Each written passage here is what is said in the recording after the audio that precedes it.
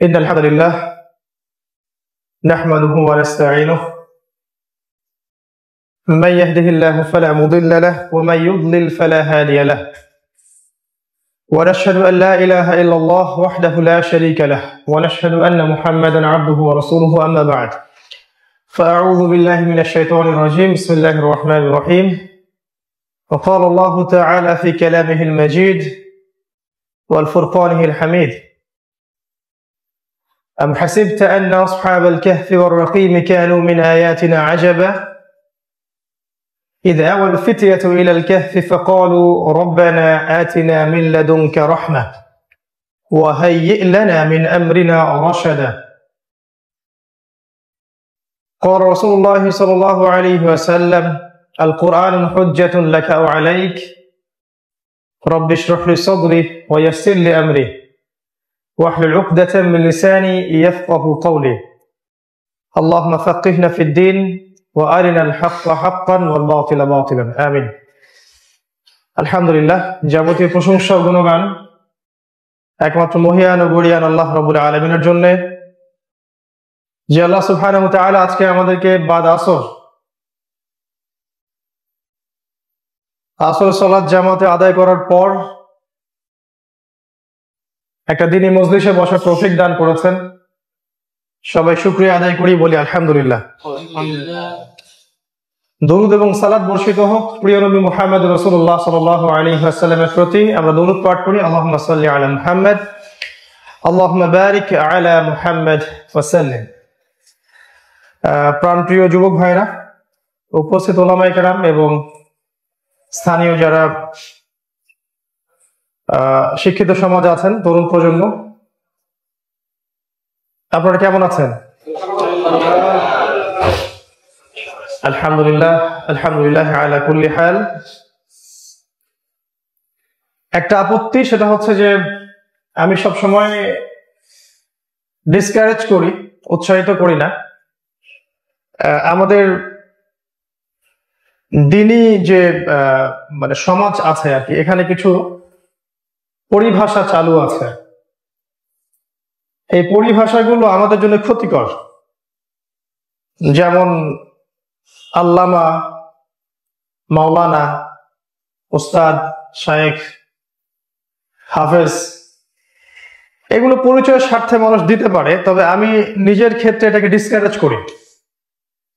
Specially শায়েখ শব্দটা, এটা ব্যবহার না করার প্রতি অনুরোধ থাকবে এরপর থেকে ইনশাআল্লাহ।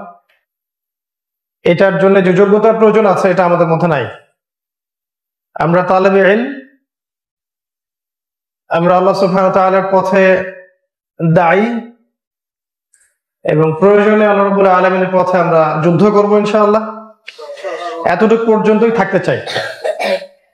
এর বেশি এগুতে গেলেই দুর্বল মানুষের মধ্যে রিয়া আসতে পারে, অহংকার আসতে পারে, এবং সমাজের কিছু বদনজরও লাগতে পারে আর কি। সমাজে কিছু বদনজরও লাগে, এগুলো একটু খেয়াল রাখতে হবে আর কি। টেকনিক্যালি আমাদেরকে আগানো উচিত। আর দ্বিতীয় যে বিষয়টা, সেটা হলো আজকে আমরা যে মজলিসে বসে আছি, আমাদের বোঝা উচিত যে আমরা আল্লাহ পাকের মনোনীত বান্দা। আল্লাহ পাক যাদেরকে বাছাই করে আজকে এই সময়টাতে দিনের কিছু কথা শোনার, বলার, জানার তৌফিক দান করেছেন, তাদেরকে আল্লাহ পাক অন্য মানুষদের চাইতে বেশি প্রায়োরিটি দিয়েছেন, এটাই সত্য কথা। এতে কি আপনারা অসন্তুষ্ট? দেখুন, আমার বয়স খুব বেশি না, 31 হবে, তবে কিছু অভিজ্ঞতা আছে আমার জীবনে।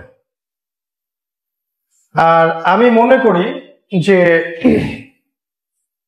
জ্ঞান অর্জনের দুইটা রাস্তা আছে। একটা হচ্ছে আপনি পড়াশোনা করবেন, প্রচুর প্রচুর পড়াশোনা করলেন, আপনি জ্ঞান অর্জন করছেন না, আপনি কিন্তু ইনফরমেশন গুলো ইনস্টল করছেন নিজের মধ্যে। আপনি কোরআনের হিফজ করেছেন, অনুবাদ করতে পারেন, হাদিসের রেফারেন্স গুলো বলতে পারেন, হিস্ট্রি জানেন, পলিটিক্যাল সায়েন্স জানেন, ইকোনমিক্স জানেন, জিওপলিটিক্স জানেন, কিন্তু এগুলো জ্ঞান নয়, এগুলো হচ্ছে ইনফরমেশন, মানে তথ্য, যেগুলো আপনি আপনার মস্তিষ্কে ইনস্টল করেছেন। এগুলোর উপরে যখন আমরা আমল করতে পারবো, তখন হব আসলে সত্যিকারের জ্ঞানী। এবং এই জ্ঞানটা যখন আমাকে বিনয়ী করবে, আমাকে উদ্ধত করবে না, অহংকারী করবে না, অন্যকে আন্ডারএস্টিমেট করতে শেখাবে না, আমি চূড়ান্ত হক, অন্য সবাই বাতিল, আমি জান্নাতে যাব, বাকি সবাই জাহান্নামে যাচ্ছে, আমার আকীদা, আমার মানহাজই সবচেয়ে ভালো, অন্যরা সবাই বাতিল, এভাবে যখন অ্যারোগেন্সি চলে আসবে, স্পিরিচুয়াল আধ্যাত্মিক অ্যারোগেন্স আর কি, তখন আমাদের পরিণতি কিন্তু ইবলিসের মতো হতে পারে। তার কাছে জ্ঞান ছিল কিন্তু বিনয় ছিল না। তো এই বিষয়টা বোঝা উচিত। যখন আমরা নিরহংকার মন লালন করতে পারবো এবং বইপত্র পড়বো, জ্ঞান অর্জন করবো, এবং একই সাথে আমাদের হৃদয়টাকে পরিশুদ্ধ রাখবো আর কি, কারো প্রতি হিংসা নাই, গীবত নাই, তহমত নাই, কারো ক্ষতি চাচ্ছি না, সবার ভালো হোক এটা চাচ্ছি, মন থেকে যখন পবিত্র, কলবুন সালিম যেটাকে আল্লাহ পাক বলেছেন কোরআনের মধ্যে, এইটা থাকলে আরেক প্রকারের জ্ঞান আসে, সেটা হচ্ছে স্পিরিচুয়াল জ্ঞান, আল্লাহর পক্ষ থেকে জ্ঞান। আল্লাহর পক্ষ থেকে মানুষের কাছে জ্ঞান আসে, এটাও বিশ্বাস করা উচিত। অনেক সময় দেখবেন একজন সাধারণ মানুষ কোরআন সুন্নাহ থেকে এমন একটা কথা আপনাকে বলবে যেটা কোনো আলেমের মুখ থেকেও বের হয় নাই। আল্লাহ পাক এই উম্মতে মুহাম্মাদির জন্য সবচেয়ে জ্ঞানী একজন মানুষের এক্সাম্পল দিয়েছিলেন। তার নাম বলতে পারবেন? তার নাম খিজির আলাইহিস সালাম। লোকমান হাকিম না, খিজির আলাইহিস সালাম। আমরা ওদিকে যাচ্ছি ইনশাআল্লাহ, কিন্তু এতটুকু বলছি এখন যে মুসা আলাইহিস সালামকে তার কওমের একজন ব্যক্তি বলেছিল যে আপনার বক্তব্য খুব চমৎকার, সম্ভবত আপনি এই পৃথিবীর সবচেয়ে জ্ঞানী মানুষ। নবী মুসা আলাইহিস সালাম বলেছিলেন, হ্যাঁ আমি পৃথিবীর সবচেয়ে জ্ঞানী মানুষ। আল্লাহ পাক তাকে ধরেছিলেন এবং বলেছিলেন, তুমি পৃথিবীর সবচেয়ে জ্ঞানী মানুষ নও, আমার অমুক বান্দা যাকে 2 সাগরের মিলনস্থলে পাওয়া যাবে, এই পৃথিবীর সবচেয়ে জ্ঞানী মানুষ, তোমার চেয়ে অনেক বেশি জ্ঞানী। নবী মুসা তার কাছে ছুটলেন এবং তারপর একটা ঘটনা ঘটলো, 3টা প্রশ্ন করলেন, তিনি তাড়াহুড়া করলেন, পরে তিনি উত্তরগুলো জানিয়ে দিলেন। সূরাতুল কাহফের মধ্যে আছে ঘটনাটা শেষের দিকে। এই ব্যক্তি খিজির আলাইহিস সালাম সম্পর্কে আল্লাহ পাক বলেছেন যে ওয়াতাইনাহু রাহমাতাম মিন ইনদিনা, ভালো করে বোঝেন, আমি আমার পক্ষ থেকে এই ব্যক্তিকে রহমত দান করেছিলাম। আমি আমার পক্ষ থেকে এই খিজিরকে রহমত দান করেছিলাম। ওয়াল্লামনাহু মিন লাদুন্না ইলমান, এবং আমি আল্লাহ আমার পক্ষ থেকে তাকে জ্ঞান শিক্ষা দিয়েছিলাম। সে পৃথিবীর সবচেয়ে জ্ঞানী মানুষ, সে কোনো ডিগ্রিধারী মানুষ নয়, কিন্তু আল্লাহ পাক বলেছেন আমি আমার পক্ষ থেকে তাকে জ্ঞান শিক্ষা দিয়েছিলাম। এতটা জ্ঞান যে মুসা আলাইহিস সালাম পর্যন্ত তার জ্ঞানের সামনে টিকতে পারেন নাই। নবী মুসার কাছে মনে হচ্ছিল যে নৌকাটা কেন ফুটা করলেন, একটা বাচ্চাকে কেন হত্যা করলেন, আর একটা পড়ে যাওয়া দেওয়াল কেন নির্মাণ করলেন, যখন এই দেয়ালের মালিক আমাদেরকে কোনো হস্টিলিটি দেখায় নাই, কোনো উপকার করে নাই। কিন্তু খিজির আলাইহিস সালাম পরে বুঝিয়ে দিলেন যে আমি এই কারণে নৌকা ফুটা করেছিলাম, যদি নৌকাটা ফুটা না করতাম তাহলে জলদস্যু এসে নৌকা নিয়ে চলে যেত। যদি বাচ্চাকে হত্যা না করতাম, এই বাচ্চা বড় হয়ে এক বড় কাফের, ধরেন এই উম্মার আবু জেহেলদের মতো হতো আর কি। আর ওই দেয়ালের নিচেই আছে ওই 2 এতিম বাচ্চার ধন সম্পত্তি, গুপ্তধন। যদি সেটা নির্মাণ না করতাম তাহলে মানুষ তাদের সম্পত্তি নিয়ে চলে যেত। আপাত দৃষ্টিতে আপনার কাছে কি মনে হচ্ছে যে তার এই 3টা কাজের কোনো ভিত্তি নাই, কোনো যুক্তি, কোনো দর্শন, কোনো বিজ্ঞানে আসে না। কিন্তু আমরা যদি পিছনের ঘটনা বুঝতে পারি, পরোক্ষ কারণটা বুঝতে পারি, তাহলে বুঝতে পারবো যে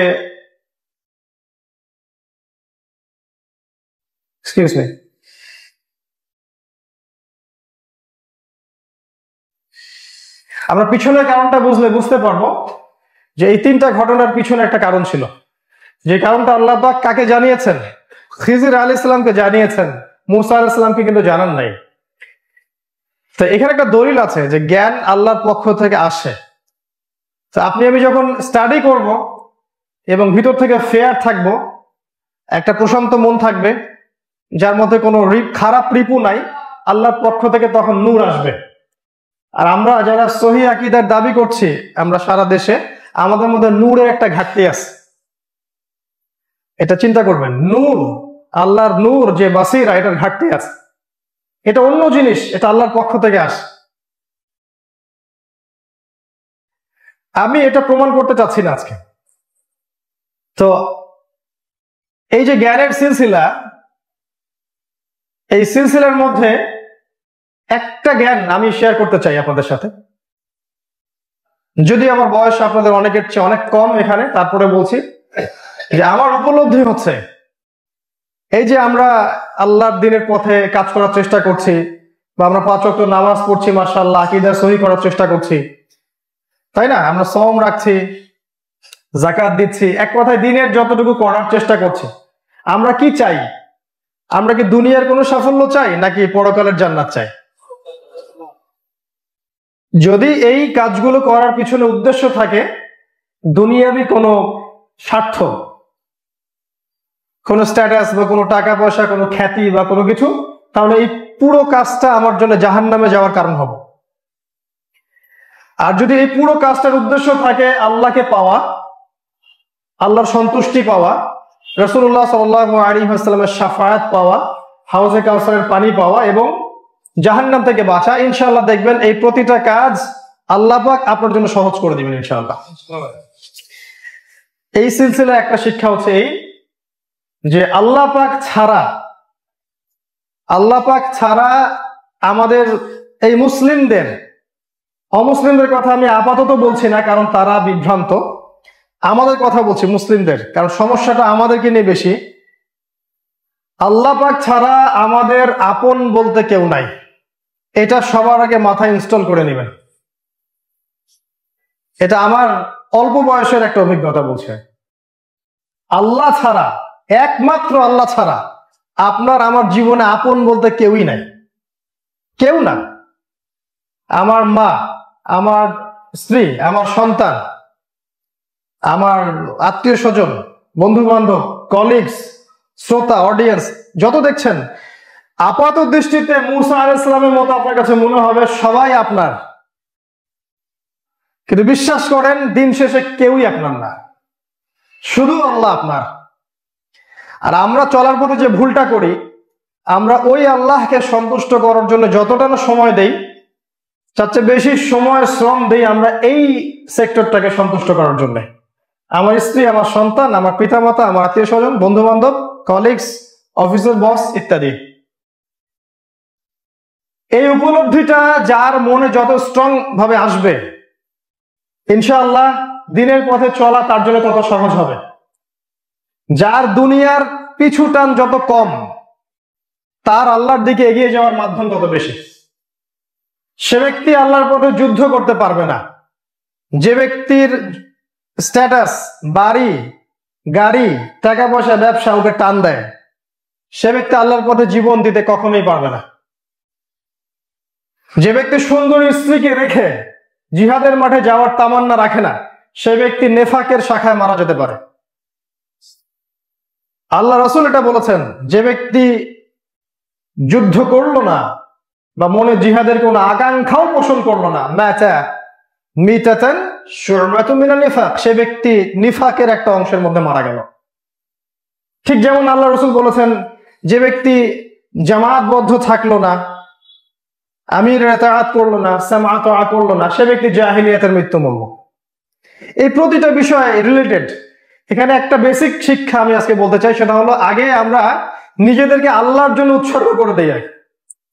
মানে আমার আপনার জান, আমার আপনার মাল, আমার সময়, আমার পরিবার, আমার সন্তান সন্ততি, আমার চাকরি বাকরি, ব্যবসা যা আছে, আমার জ্ঞান, ইলম, কালাম, এডুকেশনাল ব্যাকগ্রাউন্ড, সবকিছু হতে হবে আগে আল্লাহর জন্য। যদি আল্লাহকে সর্বোচ্চ ভালো না বাসতে পারি, আমরা, ইনক্লুডিং আমি, আপনি সবাই, আমরা আল্লাহর পথে কিছুই করতে পারবো না।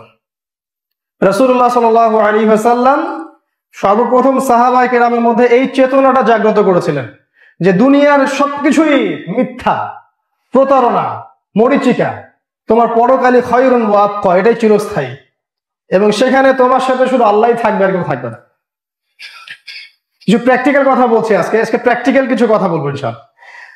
আমাদের আশপাশে যারা আছে, এরা শুধুমাত্র আপনার অবস্থানকে ভালোবাসে, আপনাকে ভালোবাসে। আপনার গার্লফ্রেন্ড, ইনক্লুডিং আপনার স্ত্রী, আপনার সন্তান সন্ততি, আপনার আত্মীয় স্বজন, পিতামাতা, বন্ধু বান্ধব, এভরিবডি আপনার অবস্থানকে ভালোবাসে। বিশ্বাস হচ্ছে না? আপনি ভালো কিছু করেন, আপনার স্ট্যাটাসটা ভালোর দিকে আসুক, তারা আপনার সাথে এমন আচরণ করবে যেন আপনার চেয়ে ভালো মানুষ পৃথিবীতে আর নাই। দুধে দেওয়া তুলসী পাতা, আপনি আপনার আনুগত্য করবে, আপনার কথা শুনবে, আপনি উঠতে বললে উঠবে, বসতে বললে বসবে। আপনি কি মনে করছেন এগুলো সব তারা মন থেকে করছে? না, আল্লাহ লা আল্লাহ, মন থেকে না। বিকজ আপনি তাদেরকে সন্তুষ্ট করতে পেরেছেন। আর যখন সেই আপনি এমন কোনো কাজ করবেন, কিছু একটা পাপ করে বসছেন, বা আপনার স্ট্যাটাস কমে গেছে, বা টাকা পয়সা কমে গেছে, বা চাকরি হারিয়ে ফেলছেন, বা দারিদ্রতা আপনাকে পেয়ে বসছে, বা আপনি দিনের পথে কাজ করতে গিয়ে অপবাদ পাইছেন, আপনাকে জেলে ঢুকাই দিছে, ওই কাছের মানুষ আপনাকে দেখতে আসবে না।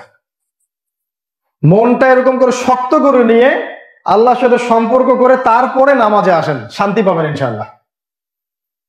দেখবেন যে আপনি শান্তি পাচ্ছেন এবং আল্লাহর সাথে আপনার একটা সরাসরি অ্যাটাচমেন্ট হচ্ছে। সালাতে আপনার চোখ দিয়ে পানি ঝরবে, ফিল করতে পারবেন আল্লাহকে। ওই যে আল্লাহ পাক বলছেন না যে আমি বান্দার কান হয়ে যাই, চোখ হয়ে যাই, হাত হয়ে যাই, ওইটা আপনি ফিল করতে পারবেন। এই জিনিসগুলো আমাদের ঘরানার মধ্যে আলোচনা হয় কম, এজন্য আমরা একটু কাঠখোট্টা টাইপের হয়ে গেছে। হৃদয়ের এই যে কলবের বিষয়গুলো, এগুলো আলোচনা আসা উচিত। আল্লাহর জন্য নিজেদের সবকিছুকে আগে উৎসর্গ করি, তারপরে দিন প্রতিষ্ঠা, দিন প্রচার, দিন যে খেলাফত, জিহাদ, দাওয়াত, এগুলোর কথা পড়ে। যাদের এই জায়গা স্বচ্ছ না, তারা দিনের পথে চলতে গিয়েও বেশি দূর যেতে পারবে না, তাদেরকে আবারও বারবার ফিরে আসতে হবে। আল্লাহ পাক আমাদের সবার জান, মাল, সময়, শ্রম যা আছে আল্লাহর জন্য উৎসর্গ করার তৌফিক দান করুন। আল্লাহ পাক সূরা তাওবার মধ্যে বলেছেন, কুল ইন কানা আবাউকুম, হে নবী বলে দিন, যদি তোমাদের বাবারা, ওয়া আবনাকুম তোমাদের সন্তান সন্ততিরা, ওয়া ইখওয়ানাকুম তোমাদের ভাইয়েরা, ওয়া আজওয়াজুকুম তোমাদের স্ত্রীরা, ওয়া আমওয়ালুন ইকতারাফতুমুহা তোমাদের মাল সম্পদ যেগুলো তোমরা অর্জন করো, ওয়া তিজারাতান তাখশাউনা কাসাদাহা এবং তোমাদের ব্যবসা যেগুলোর ক্ষতির আশঙ্কা তোমরা করছো, ওয়া মাসাকিনু তারদাউনাহা এবং সেই সব বাড়ি যেগুলো তোমাদেরকে পুলকিত করে। কয়েকটা কথা বলেন আল্লাহ। বাবা, তোমাদের সন্তান, তোমাদের ভাই, তোমাদের ওই যে স্ত্রীরা, তোমাদের টাকা পয়সা, স্ট্যাটাস, বাড়ি গাড়ি, এগুলোই আর কি। এগুলো যদি তোমাদের কাছে আহাব্বা ইলাইকুম মিনাল্লাহি ওয়া রাসূলিহি, এই বিষয়গুলো যদি তোমাদের কাছে আল্লাহ এবং তার রাসূলের চেয়ে বেশি প্রিয় হয়ে থাকে, আল্লাহ এবং তার রাসূলের চেয়ে বেশি প্রিয় হয়ে থাকে, ওয়া জিহাদিন ফি সাবিলিহি এবং আল্লাহর পথে জিহাদের চাইতে বেশি পছন্দের হয়ে থাকে, ফাতারাব্বাসু আল্লাহ বলছেন অপেক্ষা করতে থাক। কিসের অপেক্ষা? হাত্তা ইয়াতি আল্লাহু বিআমরি, যতক্ষণ পর্যন্ত আল্লাহ পাক তার পক্ষ থেকে শাস্তি না পাঠাচ্ছেন, এই সময়ের অপেক্ষা করতে থাক। ইন্নাল্লাহা লা ইয়াহদিল কওমাজ যালিমিন, নাকি ফাসিকিন, ওয়াল্লাহু লা ইয়াহদিল কওমাল ফাসিকিন, আল্লাহ পাক এই ফাসিক সম্প্রদায়কে হেদায়েত করেন না। এই যে কথাগুলো আল্লাহ পাক বলেছেন, এগুলো থেকে আমাদের মনটাকে আগে মুক্ত করতে হবে। কোনো কিছুর দিকে ঝুঁকে যাবেন না, কারণ দুনিয়ার এই মোহগুলোর দিকে আমরা ঝুঁকে গেলে আল্লাহ পাকের পথে সর্বোচ্চ বিলিয়ে দিতে পারবো না, এটা সম্ভব না। মনে রাখতে হবে, দিন শেষে আমাকে, আপনাকে, সবাইকেই ইন্ডিভিজুয়ালি, একাকী আল্লাহর সামনে দাঁড়াতে হবে। আল্লাহ পাক আমাদের সবাইকে ইব্রাহিম আলাইহিস সালামের মতো বলার তৌফিক দান করুন যে ইন্না সলাতি ওয়া নুসুকি ওয়া মাহইয়ায়া ওয়া মামাতি লিল্লাহি রাব্বিল আলামিন। এরপরে আপনি দিন শিখতে আসেন, ইনশাআল্লাহ আপনি প্রশান্তি পাবেন। আজকে আমরা কি শিখতে পারি? আজকে আমরা যুবকদের জন্য একটা অনুপ্রেরণামূলক সূরা, সূরাতুল কাহফ, এখান থেকে কিছু আলোচনা করতে পারি। এটা নিয়ে আমি আগে আলোচনা করেছি, কিন্তু আজকেরটা একটু ডিফারেন্ট হবে ইনশাআল্লাহ। কারণ এখানে যুব সমাজের জন্য একটাই সূরা আল কোরআনুল কারীমের মধ্যে সরাসরি দাজ্জালের সাথে সম্পর্কিত করা হয়েছে। রাসূলুল্লাহ সাল্লাল্লাহু আলাইহি ওয়াসাল্লাম বলেছেন যে এমন কোন নবী নাই যিনি তার কওমকে মাসিহুদ দাজ্জাল সম্পর্কে সতর্ক করেন নাই। আর নবীজি বলেছেন দাজ্জালের ফিতনার চেয়ে বড় কোনো ফিতনা এই পৃথিবীতে কখনো আসেওনি, আসবেও না। নবীজি আরো বলেছেন দাজ্জাল জেরুজালেম থেকে বের হবে, সে ইহুদি বংশোদ্ভূত হবে, তার চুল কোটানো থাকবে, সে এক চোখে অন্ধ থাকবে, তাকে আল্লাহ পাক ক্ষমতা দিবেন, এই বিশ্ব সে শাসন করবে 40 দিন এবং বিশ্বের প্রতিটা বিষয় সে নিয়ন্ত্রণ করবে। সে দুর্ভিক্ষ ছড়াবে, সে মহামারী ছড়াবে, সে আকাশ নিয়ন্ত্রণ করবে, সে রুটির পাহাড় নিয়ে ঘুরবে ইত্যাদি। কিন্তু নবী সাল্লাল্লাহু আলাইহি ওয়াসাল্লাম একটা স্পেশাল কথা বলেছেন যে একটা সূরা তোমরা যদি প্রত্যেক জুমার দিনে সূরাতুল কাহফ তেলাওয়াত করো, অথবা যে ব্যক্তি সূরা কাহফের প্রথম 10 আয়াত বা শেষ 10 আয়াত বা পুরো সূরাটাই মুখস্থ রাখতে পারবে, ইনশাআল্লাহ আল্লাহ পাক তার জামানায় দাজ্জাল বের হলেও তাকে দাজ্জালের ফিতনা থেকে নিরাপদ রাখবেন। এর চেয়ে বড় কোনো সুসংবাদ হতে পারে না, কারণ কোনো অস্ত্রই তার সামনে টিকবে না। দাজ্জালের সামনে কোনো অস্ত্রই টিকবে না যেটা দিয়ে ওকে ডিফিট করা যায়। যদি টিকতো তাহলে ইমামুল মাহদী তাকে হত্যা করতে পারত। ইমামুল মাহদী দাজ্জালকে হত্যা করতে পারবেন না, বরং দাজ্জালের ফিতনা থেকে আত্মগোপন করবেন তারা সিরিয়ার দামেস্কের সেই সাদা মিনারের নিচের মসজিদে। এখন সেই মসজিদের মিনার অবশ্য সাদা হয়ে গেছে। যখন হাদিসটা বলা হয়েছিল তখন কিন্তু ওই মসজিদও ছিল না, মিনারও ছিল না। তারপরে আমাদের কাছে অনেকের কাছে মনে হয় এখন 1000 বছর পরে আছে। যাই হোক, এটা তার থিঙ্কিং, আমরা সবার থিঙ্কিং এর রেসপেক্ট করতেছি। আর অ্যাটলিস্ট এটা আশা করবো তারাও আমাদের থিঙ্কিংটাকে রেসপেক্ট করবেন অ্যাটলিস্ট। তো নবীজি এটা বলে গেলেন এই সূরা তোমাদেরকে মাসিহুদ দাজ্জালের ফিতনা থেকে বাঁচাবে। কিভাবে বাঁচাবে? মানে একটা সূরা কি তোতা পাখির মতো পড়লেই একটা ফিতনা থেকে বাঁচা যায়?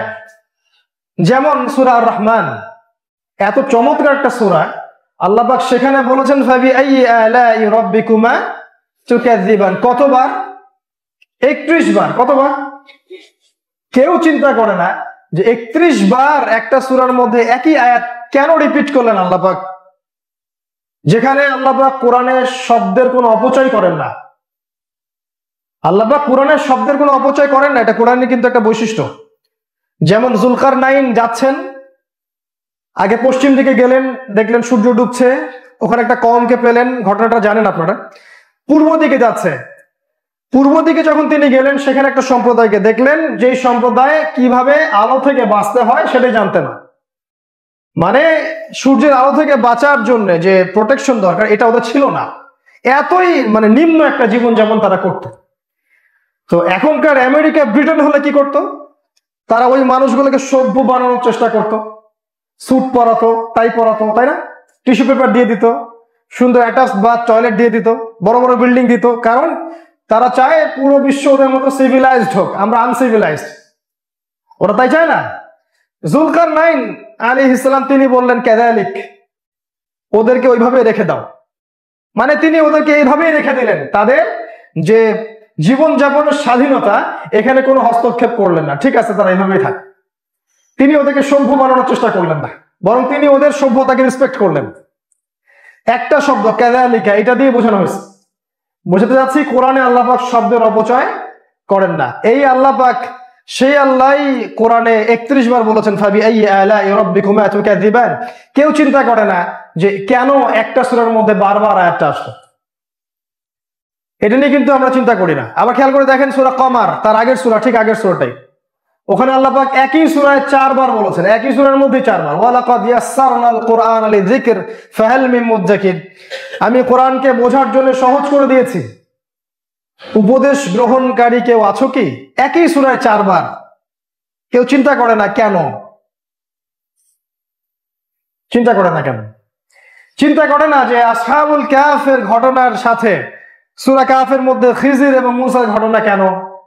কেন এখানে জুলকারনাইনের ঘটনা? কেন এখানে ইয়াজুজ মাজুজের ঘটনা? কেন এখানে দুই বন্ধুর ঘটনা? এবং দাকিয়ানুস সভ্যতার সাথে আসহাবুল কাহফ আর দাজ্জালের কি সম্পর্ক? চিন্তা, আমাদের যে চিন্তার দরজা আমরা বন্ধ করে ফেলছি। কেউ ভাবে না সূরাতুল বুরুজের মধ্যে আসহাবুল উখদুদের ঘটনা কেন, অন্য সূরায় কেন নয়? অ্যান্সার তো সবাই দিতেই পারে, আল্লাহ চাইছেন তাই। তা আল্লাহ পাক এমনি এমনি কোনো কিছু চান না, আর কোরআনে অ্যাক্সিডেন্টলি কোনো কিছু হয় না, প্রত্যেকটা কিছু না কিছু কারণ থাকে। এই কারণটা আমরা যে খুঁজবো, এটা আল্লাহ পছন্দ করেন। আল্লাহ পাক চান আমরা কোরআন নিয়ে গবেষণা করি। এই আসহাবুল কাহফের এই সূরাটাও কিন্তু তোতা পাখির মতো পড়ার জন্য আল্লাহ পাক দেন নাই। নিঃসন্দেহে এটা তোতা পাখির মতো পড়লেই দাজ্জাল থেকে কেউ বাঁচতে পারবে না, এটা স্বাভাবিক। তাহলে কিভাবে পড়তে হবে? নিঃসন্দেহে এর ভিতরে ঢুকতে হবে। একটা সেশনে পুরো সূরার ভিতরে ঢোকা সম্ভব না। আমি কিছু চিস্ট আপনাদের সামনে আজকে বলে দিব, যাতে করে এই সূরাটাকে নিয়ে আগামী রমাজান, এই পুরো রমাজান সময়টুকু আপনি রিসার্চ করেন, অ্যাটলিস্ট ভাবেন, চিন্তা করেন, প্রতিটা তাফসীর গ্রন্থকে একসাথে নিয়ে বসে একটা কনক্লুশনে আসেন যে আসলে এই সূরার মধ্যে কি কি পয়েন্টস আছে যেগুলো আপনাকে দাজ্জাল থেকে বাঁচাবে। কারণ দাজ্জাল নিয়ে এখন আলোচনা খুব একটা হয় না। এটাই দাজ্জালের আগমনের একটা বড় সাইন, যে দাজ্জালের আগমনের আগের যুগে মানুষ দাজ্জালকে নিয়ে কথা বলবে না, মনে করবে এটা রূপক একটা বিষয়, এটা নিয়ে কথা বলার কিছু নাই, যখন আসবে তখন দেখা যাবে ইত্যাদি। এখন সেই যুগ চলছে। রাসূলুল্লাহ সাল্লাল্লাহু আলাইহি ওয়াসাল্লাম মক্কায় দাওয়াত দিচ্ছিলেন। তার দাওয়াতের মূল পয়েন্ট ছিল আসলে তাওহীদ, রিসালাত এবং আখিরাত। মক্কায় অনেক সমস্যা ছিল। মক্কায় শিরক ছিল, রিবা ছিল, মদ ছিল, নারীর অবমাননা ছিল, আর গোত্রীয় হানাহানি ছিল। রাসূলুল্লাহ সাল্লাল্লাহু আলাইহি ওয়াসাল্লাম এগুলো থেকে মানুষকে বের করছিলেন ইসলামের ভিত্তিতে। মক্কার কাফেরদের সেটা পছন্দ হলো না। যখন সত্যের দাওয়াত ছড়িয়ে পড়বে তখন বাতিল পন্থীদের এটা পছন্দ হবে না, এটা স্বাভাবিক। আমার ওস্তাদ বলেছিলেন যে যখন হকের দাওয়াত সমাজে প্রচার করতে শুরু করবো তোমরা, তখন 4 শ্রেণীর বাধা আসবে, 4টা মহল থেকে বাধা আসবে। ফার্স্ট অফ অল তোমাদের বাধা আসবে পরিবার থেকে। পরিবারের লোকজন তোমাদের কথা শুনবে না, এবং তোমাদেরকে ইসলামিক পথে চলার তো দূরের কথা, ওরা কিভাবে তোমাকে ঘরের মধ্যে বন্দি করে রাখা যায় চেষ্টা করবে। তোমরা মাদকদ্রব্য খাইলে ওদের টেনশন নাই, বাট দাড়ি ছেড়ে দিলে টেনশন, টাকনুর উপরে কাপড় পরলে টেনশন, নামাজ পড়তে গেলে টেনশন। আর ওই যে মিডিয়া দেখিয়ে দেওয়া হয়েছে কি কি সাইন থাকলে আপনার সন্তান সন্ত্রাসী, আর ওই সাইনগুলোতে একজন মুসলিমের মধ্যে চলেই আসবে। দাড়ি, আপনার পাগড়ি, আপনার টুপি, আপনার জুব্বা, সমাজ থেকে আপনি ডিটাচ থাকতেছেন, আপনি ওই যে বিয়ে বাড়ি প্রোগ্রামে যাচ্ছেন না, গিটার ভেঙে ফেলতেছেন, গান বাজনা ইনস্ট্রুমেন্ট ভেঙে ফেলতেছেন, তো এগুলো তো সব সন্ত্রাসীদের সাইন, তাই না? সন্ত্রাসীদের সাইন না এগুলো। সেইগুলো আপনার মধ্যে চলে আসবে, তখন পরিবারের লোকজন খেপে যাবে, বা তারা আপনাকে এইখান থেকে বের করাটা ওদের জন্য জিহাদ হয়ে যাবে আর কি। ওরা চাইবে যে কোনো ভাবেই আপনাকে এখান থেকে, এই ভুল পথ থেকে, এই বিভ্রান্তি থেকে বের করে প্রগতি, উন্নতি, অগ্রগতির পথে নিয়ে আসতে। আপনি এগিয়ে যাবেন। আমরাও বলি হ্যাঁ আপনারা এগিয়ে যাচ্ছেন, কিন্তু সেটা জাহান্নামের দিকে। তো পরিবার থেকে প্রথম বাধাটা আসবে। সেকেন্ড বাধাটা হচ্ছে সমাজ একটা ফ্লোতে চলছে, জাহেলি ফ্লো, যে সমাজের এডুকেশন সেক্টর শিরকে ভরা, মিডিয়াগুলো শিরকে ভরা, সংস্কৃতি শিরকে ভরা।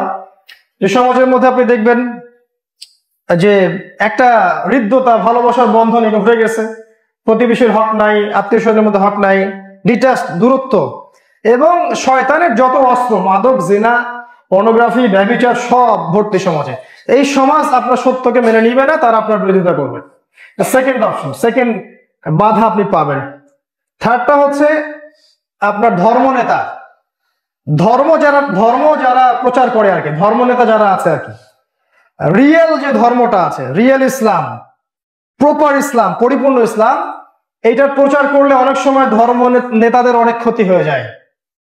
তাদের ব্যবসা বন্ধ হয়ে যায়, তাদের পপুলারিটি কমে যায়, তাদের কথা মানুষ না শুনে অন্য মানুষের কথা শুনছে কেন, তাদের টাকা পয়সার আর্নিং সোর্স অনেক সময় কমে যায়, ওই যে দরগাগুলো বন্ধ হয়ে যায়, জিলাপি খাওয়া বন্ধ হয়ে যায়, তখন ধর্ম নেতারা আপনাকে বাধা দিবে। এরাই আপনার দেখবেন যে সবচেয়ে বেশি বিরোধিতা করবে। বাংলাদেশের বাস্তবতা হচ্ছে ধর্ম নেতারাই আর একজন আলেম বা তালেবে ইলম বা স্কলার তাকে ভিতরে ঢুকানোর জন্য এনাফ। আর আমাদের সেকুলার সিস্টেম এটা খুব ভালো করেই জানে যে এদেরকে দিয়ে এদের সাথে পলিটিক্স করানো যাবে, তাই এরা এক দলকে হাতে রাখে, এক দলকে আরেক দলের বিরুদ্ধে লাগিয়ে দেয়। এটা ধর্মকেন্দ্রিক একটা বাধা, ধর্ম নেতারাই দিয়ে থাকে, ওদেরকে কিছু করতে হয় না। এটা হয়ে আসছে দেশে এবং আগামীতেও হবে ইল্লা মাশাআল্লাহ। আর 4 নম্বর বাধাটা আপনি পাবেন রাষ্ট্র থেকে। এটা পরের সবচেয়ে হাইয়েস্ট লেভেলের বাধা, এটা সবচেয়ে হাইয়েস্ট লেভেলের বাধা। হকের পথে রাষ্ট্র থেকে বাধা আসবে। কোন রাষ্ট্র? ইসলামিক রাষ্ট্র থেকে নয়। যে রাষ্ট্রের মধ্যে দেখবেন জাহিলিয়াত আছে বা শিরিক আছে বা আল্লাহ বিরোধী বিষয়গুলো আছে, আল্লাহ বিরোধী কনস্টিটিউশন, রিবা, শিরিক, ডেমোক্রেসি, সেকুলারিজম, অন্যান্য মতবাদগুলো যেগুলো ইসলামের সাথে সাংঘর্ষিক, তখন রাষ্ট্র থেকে বাধা আসবে। এই 4টা শ্রেণী থেকে বাধা আসে সাধারণত যখন আপনি হকের পথে চলবেন। রাসূলুল্লাহ সাল্লাল্লাহু আলাইহি ওয়াসাল্লাম, ইব্রাহিম আলাইহিস সালাম এবং আসহাবুল কাহফ সবার ক্ষেত্রেই একই ঘটনা ঘটেছে। এটা কানেকশন।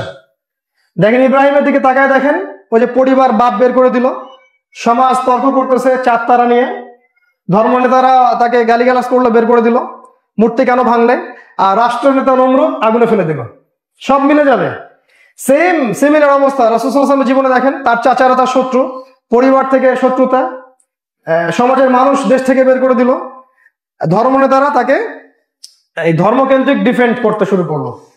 সেম একইভাবে আসহাবুল কাহফ, তারাও ছিল সমাজের সম্ভ্রান্ত বংশের মানুষ, ওদেরকেও পরিবার থেকে বাধা দেওয়া হলো, রাষ্ট্র থেকে বাধা দেওয়া হলো। এক পর্যায়ে তারা গুহায় চলে গিয়ে রাত্রি যাপন করতে শুরু করলেন। একই সুন্নাহ। একটা কথা বলি, যদি এ যুগেও ইসলামের পথে চলার ক্ষেত্রে এই সুন্নাহ গুলো আপনাকে ফেস করতে না হয়, তাহলে কোনো সন্দেহ নাই যে আপনি বাতিলের উপরে আছেন, কোনো সন্দেহ নাই। যদি আমি চলার পথে এই প্রতিবন্ধকতাগুলো পাই, তাহলে একটাই কনক্লুশন, এটা কবুলিয়াতের লক্ষণ, এটাই কবুলিয়াতের লক্ষণ।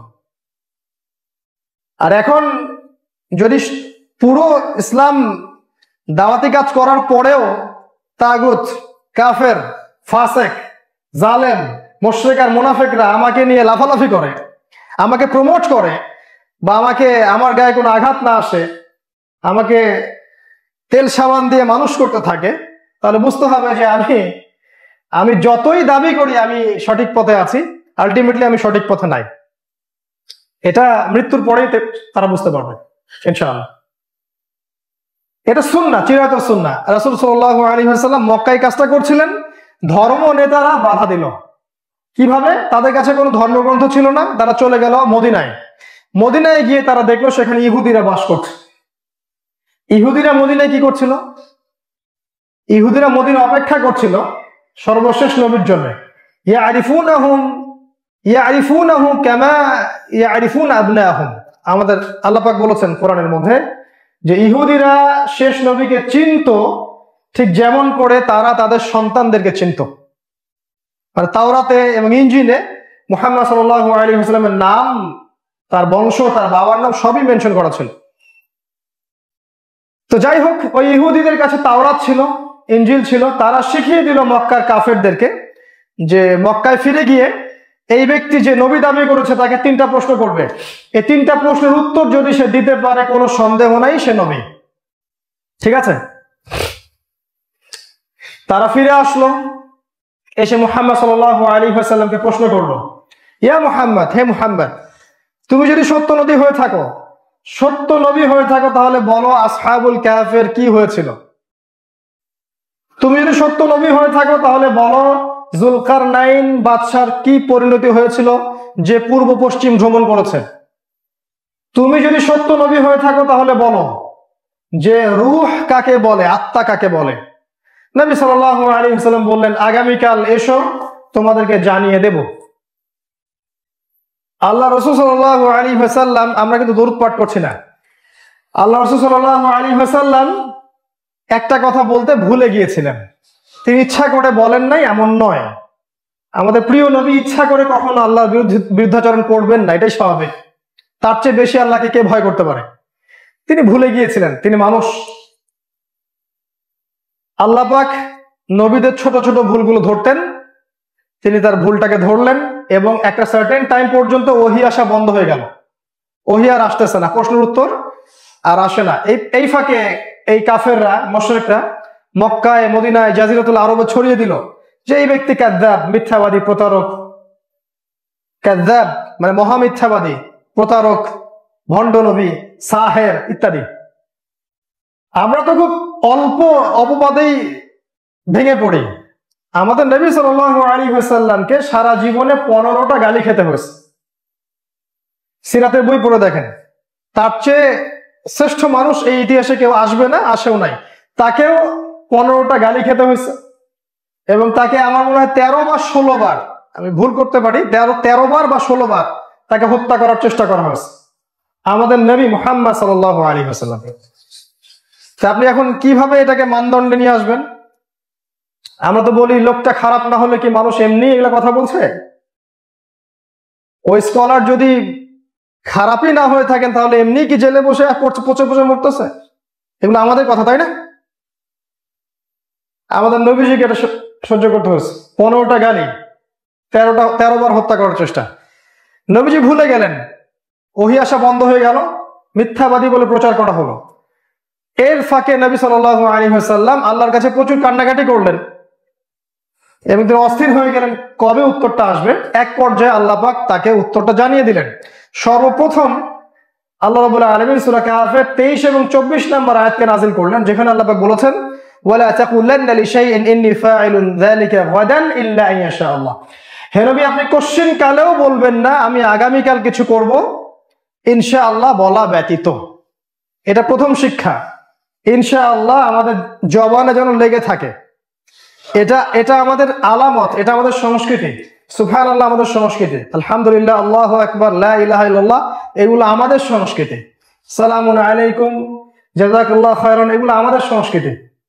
নিজের সংস্কৃতি নিয়ে গর্ব করা উচিত। আজকে আমরা পাগড়ি জুব্বা এগুলো পড়তে কেন জানি একটু সংশয় ফিল করি।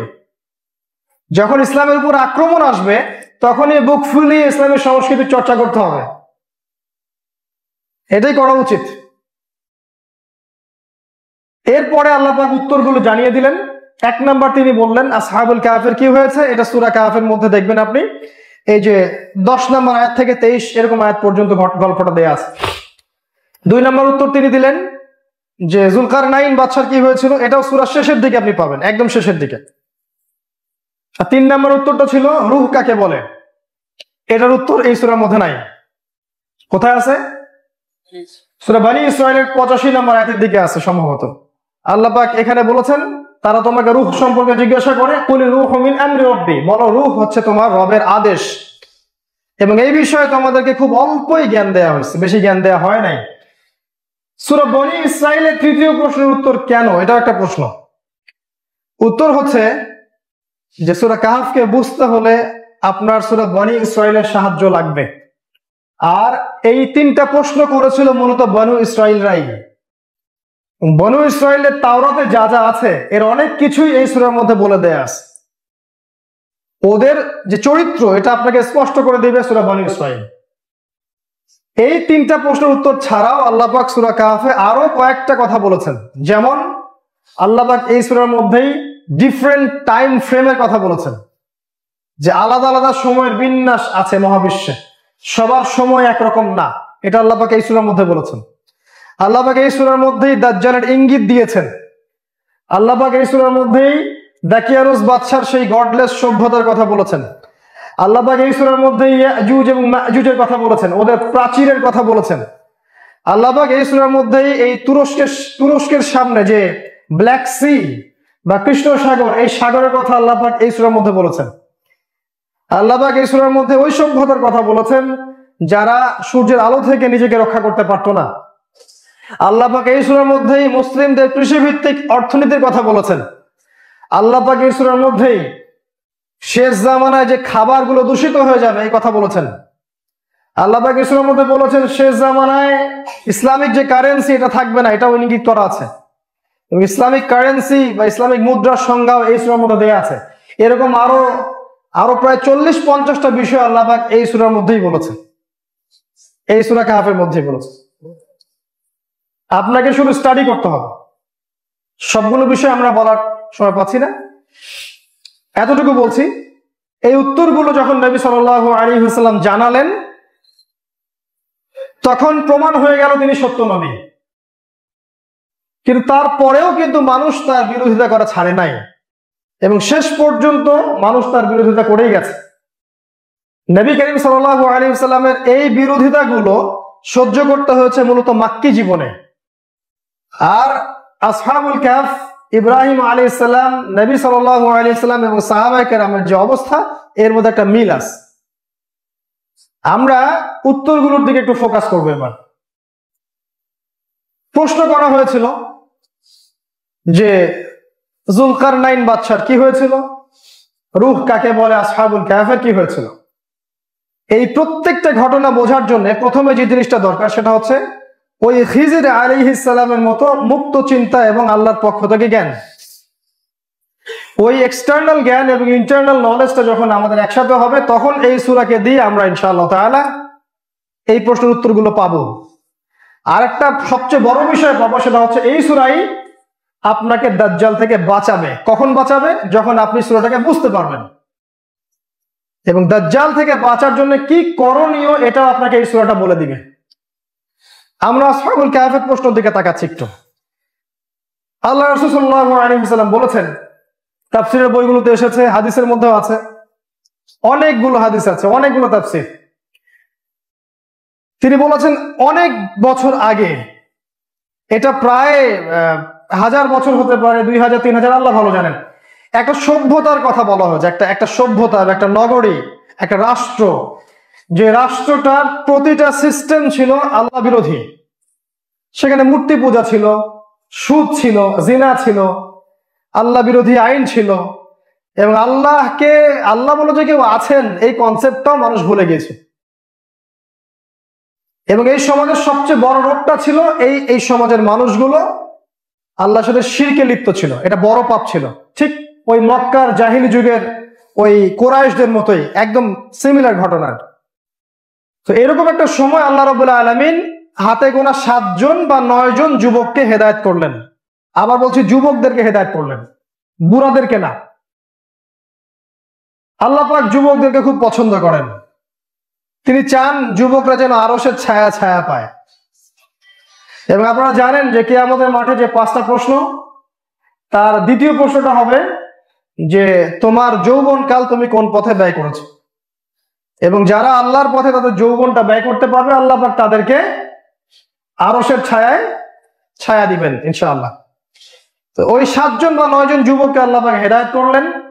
এবং তারা প্রথমে তাদের পরিবারের মধ্যে দাওয়াতটা গোপন রাখলো। আস্তে আস্তে তারা তাদের পরিচিত মহলে দাওয়াত দিতে থাকলো। এক পর্যায়ে তারা পরিবার থেকে, সমাজ থেকে বাধা পেতে থাকলো। এবং তারা কোনো অর্ডিনারি মানুষ ছিলেন না, তারা ছিলেন ওই রাষ্ট্রের এমপি মন্ত্রীর ছেলে, ওই গডলেস ওয়ার্ল্ডের এমপি মন্ত্রীর ছেলে। এক পর্যায়ে যখন রাষ্ট্র পর্যন্ত দাওয়াত পৌঁছে গেছে, তখন রাষ্ট্র আর এটাকে মেনে নিল না। এমন কোনো নির্যাতন নাই, তারা সেটা করলো না। এক পর্যায়ে 3 দিনের আলটিমেটাম দেওয়া হলো। এই 3 দিনের মধ্যে যদি তোমরা আমাদের ধর্মে ফিরে না আসো, তাহলে তোমাদেরকে হত্যা করা হবে। এই বিষয়গুলোর সুন্নতে মিল আছে না? আজকের যুগে এই কথাগুলো বলা হয় না? ব্যাপারটা বুঝতে পারছেন কি? সেম সুন্নাহ। তোমরা যদি আমাদের মতো করে চিন্তা না করো, আমাদের আনুগত্য না করো, আমাদের এই সব কনস্টিটিউশনের সামনে আত্মসমর্পণ না করো, আমাদের আদর্শ সংস্কৃতিগুলো মেনে না নাও, তোমাদেরকেও এখান থেকে বের করে দেওয়া হবে। মিল পান কথার মতো? তোমাদেরকেও ওই খারাপ পরিণতি বহন করতে হবে, এবং তোমাদেরকে এমন কোনো অপবাদ নাই যেটা বরণ করতে হবে না। আসহাবুল কাহফের ক্ষেত্রে তাই হয়েছিল। যাই হোক, তারা কিন্তু খুবই সহনশীল ছিলেন। তারা কেউই রাষ্ট্র বিরোধী কোনো বিদ্রোহ করতে যান নাই, কেউ না। আসহাবুল কাহফের কোনো ব্যক্তি কাজটা করেন নাই। বরং তারা কি করলেন?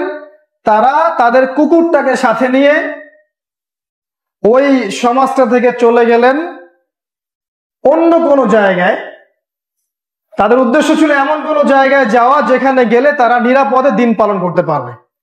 তারা কিন্তু ওই সমাজের মধ্যে বিদ্রোহ করেন নাই। আবার বলছি, তারা কিন্তু ওই সমাজের মধ্যে কোনো সন্ত্রাসী কর্মকাণ্ড চালান নাই। তারা কিন্তু আত্মঘাতী কোনো কর্মকাণ্ডেও জড়িত হন নাই। তারা আস্তে করে সেখান থেকে বের হয়ে চলে গেছেন দিন দিয়ে। ঠিক আছে বাবা, তোমরা তোমাদের মতো থাকো, আমরা আমাদের পথে চললাম। ঠিক ইব্রাহিমের মতো, ইন্নী যাহিবুন ইলা রাব্বি সায়াহদিন। কি বলছেন উনি? আমি চললাম আমার রবের পথে, তিনি আমাকে হেদায়েত দিবেন। সুন্নতগুলোর মধ্যে মিল পান? সেম সুন্নাহ নবী সাল্লাল্লাহু আলাইহি ওয়াসাল্লাম। ঠিক আছে, থাকো মক্কায় তোমরা, আমরা চলে গেলাম মদিনায় থাকতো। মদিনায় গিয়ে নবীজি স্টেট কায়েম করেছেন, আইন বাস্তবায়ন করেছেন, জামা গঠন করেছেন, প্রশিক্ষণ দিয়েছেন, ইকোনমিক সেক্টরটা ডেভেলপ করেছেন, পরে বদরে এসে অ্যাটাক করেছেন।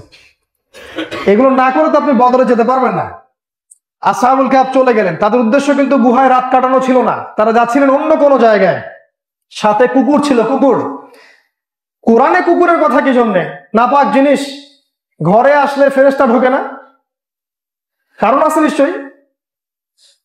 শেষ জামানায় আমরা যারা মুমিন থাকবো, আমাদের মধ্যে অনেকেরই ওই কুকুরটার মতো ইমানও থাকবে না। দেখে মনে হবে যে আমরা মুমিন, ওই কুকুরটার মতো আনুগত্য আমাদের মধ্যে থাকবে না। খেয়াল করে দেখেন, আজকে আমরা আল্লাহর সভা বান্দা, আমরা কি কুকুরের মতো মনিব ভক্ত হতে পেরেছি? কুকুর যেমন মনিবের ভক্ত, আমরা কি আল্লাহর তেমন ভক্ত হতে পেরেছি? চিন্তা করছেন কি? ওয়াল আদিয়াতি দাবহান, সূরা আছে না, ঘোড়ার শপথ। আল্লাহ পাক বলছেন এই সূরায় ঘোড়ার শপথ করে যে ইন্নাল ইনসানা লিরাব্বিহি লাকানুদ, নিশ্চয়ই মানুষ তার রবের প্রতি চরমভাবে অকৃতজ্ঞ। তো ঘোড়ার সাথে কেন? দেখবেন ঘোড়ার পিঠে আপনি বসে যুদ্ধ করবেন, সৈন্যদলের ভিতর ঢুকে যাবে, ও নিজের জানের পরোয়া করবে না কিন্তু, কারণ আপনি মনিব আদেশ করেছেন, সে ঢুকে যাবে। আমরা কিন্তু সেটা করি না আল্লাহর সাথে। আল্লাহ পাক ঘোড়া কুকুরের কথা কোরআনে বলেছেন, কুকুরটাও সাথে চলে গেল তাদের। ইমানদার কুকুর, এই একটা কুকুর আজকের এই পুরো গডলেস ওয়ার্ল্ডের চেয়ে অনেক বেশি প্রিয় আল্লাহর কাছে। এই কুকুরের মূল্য আল্লাহর কাছে এই গডলেস সভ্যতার চেয়ে অনেক বেশি। ইমানদার কুকুর আসহাবুল কাহফের সাথে চলে গেল, তারা গুহায় রাত কাটালেন, ঘুম থেকে উঠলেন, উঠে বললেন আমরা ক্ষুধার্ত।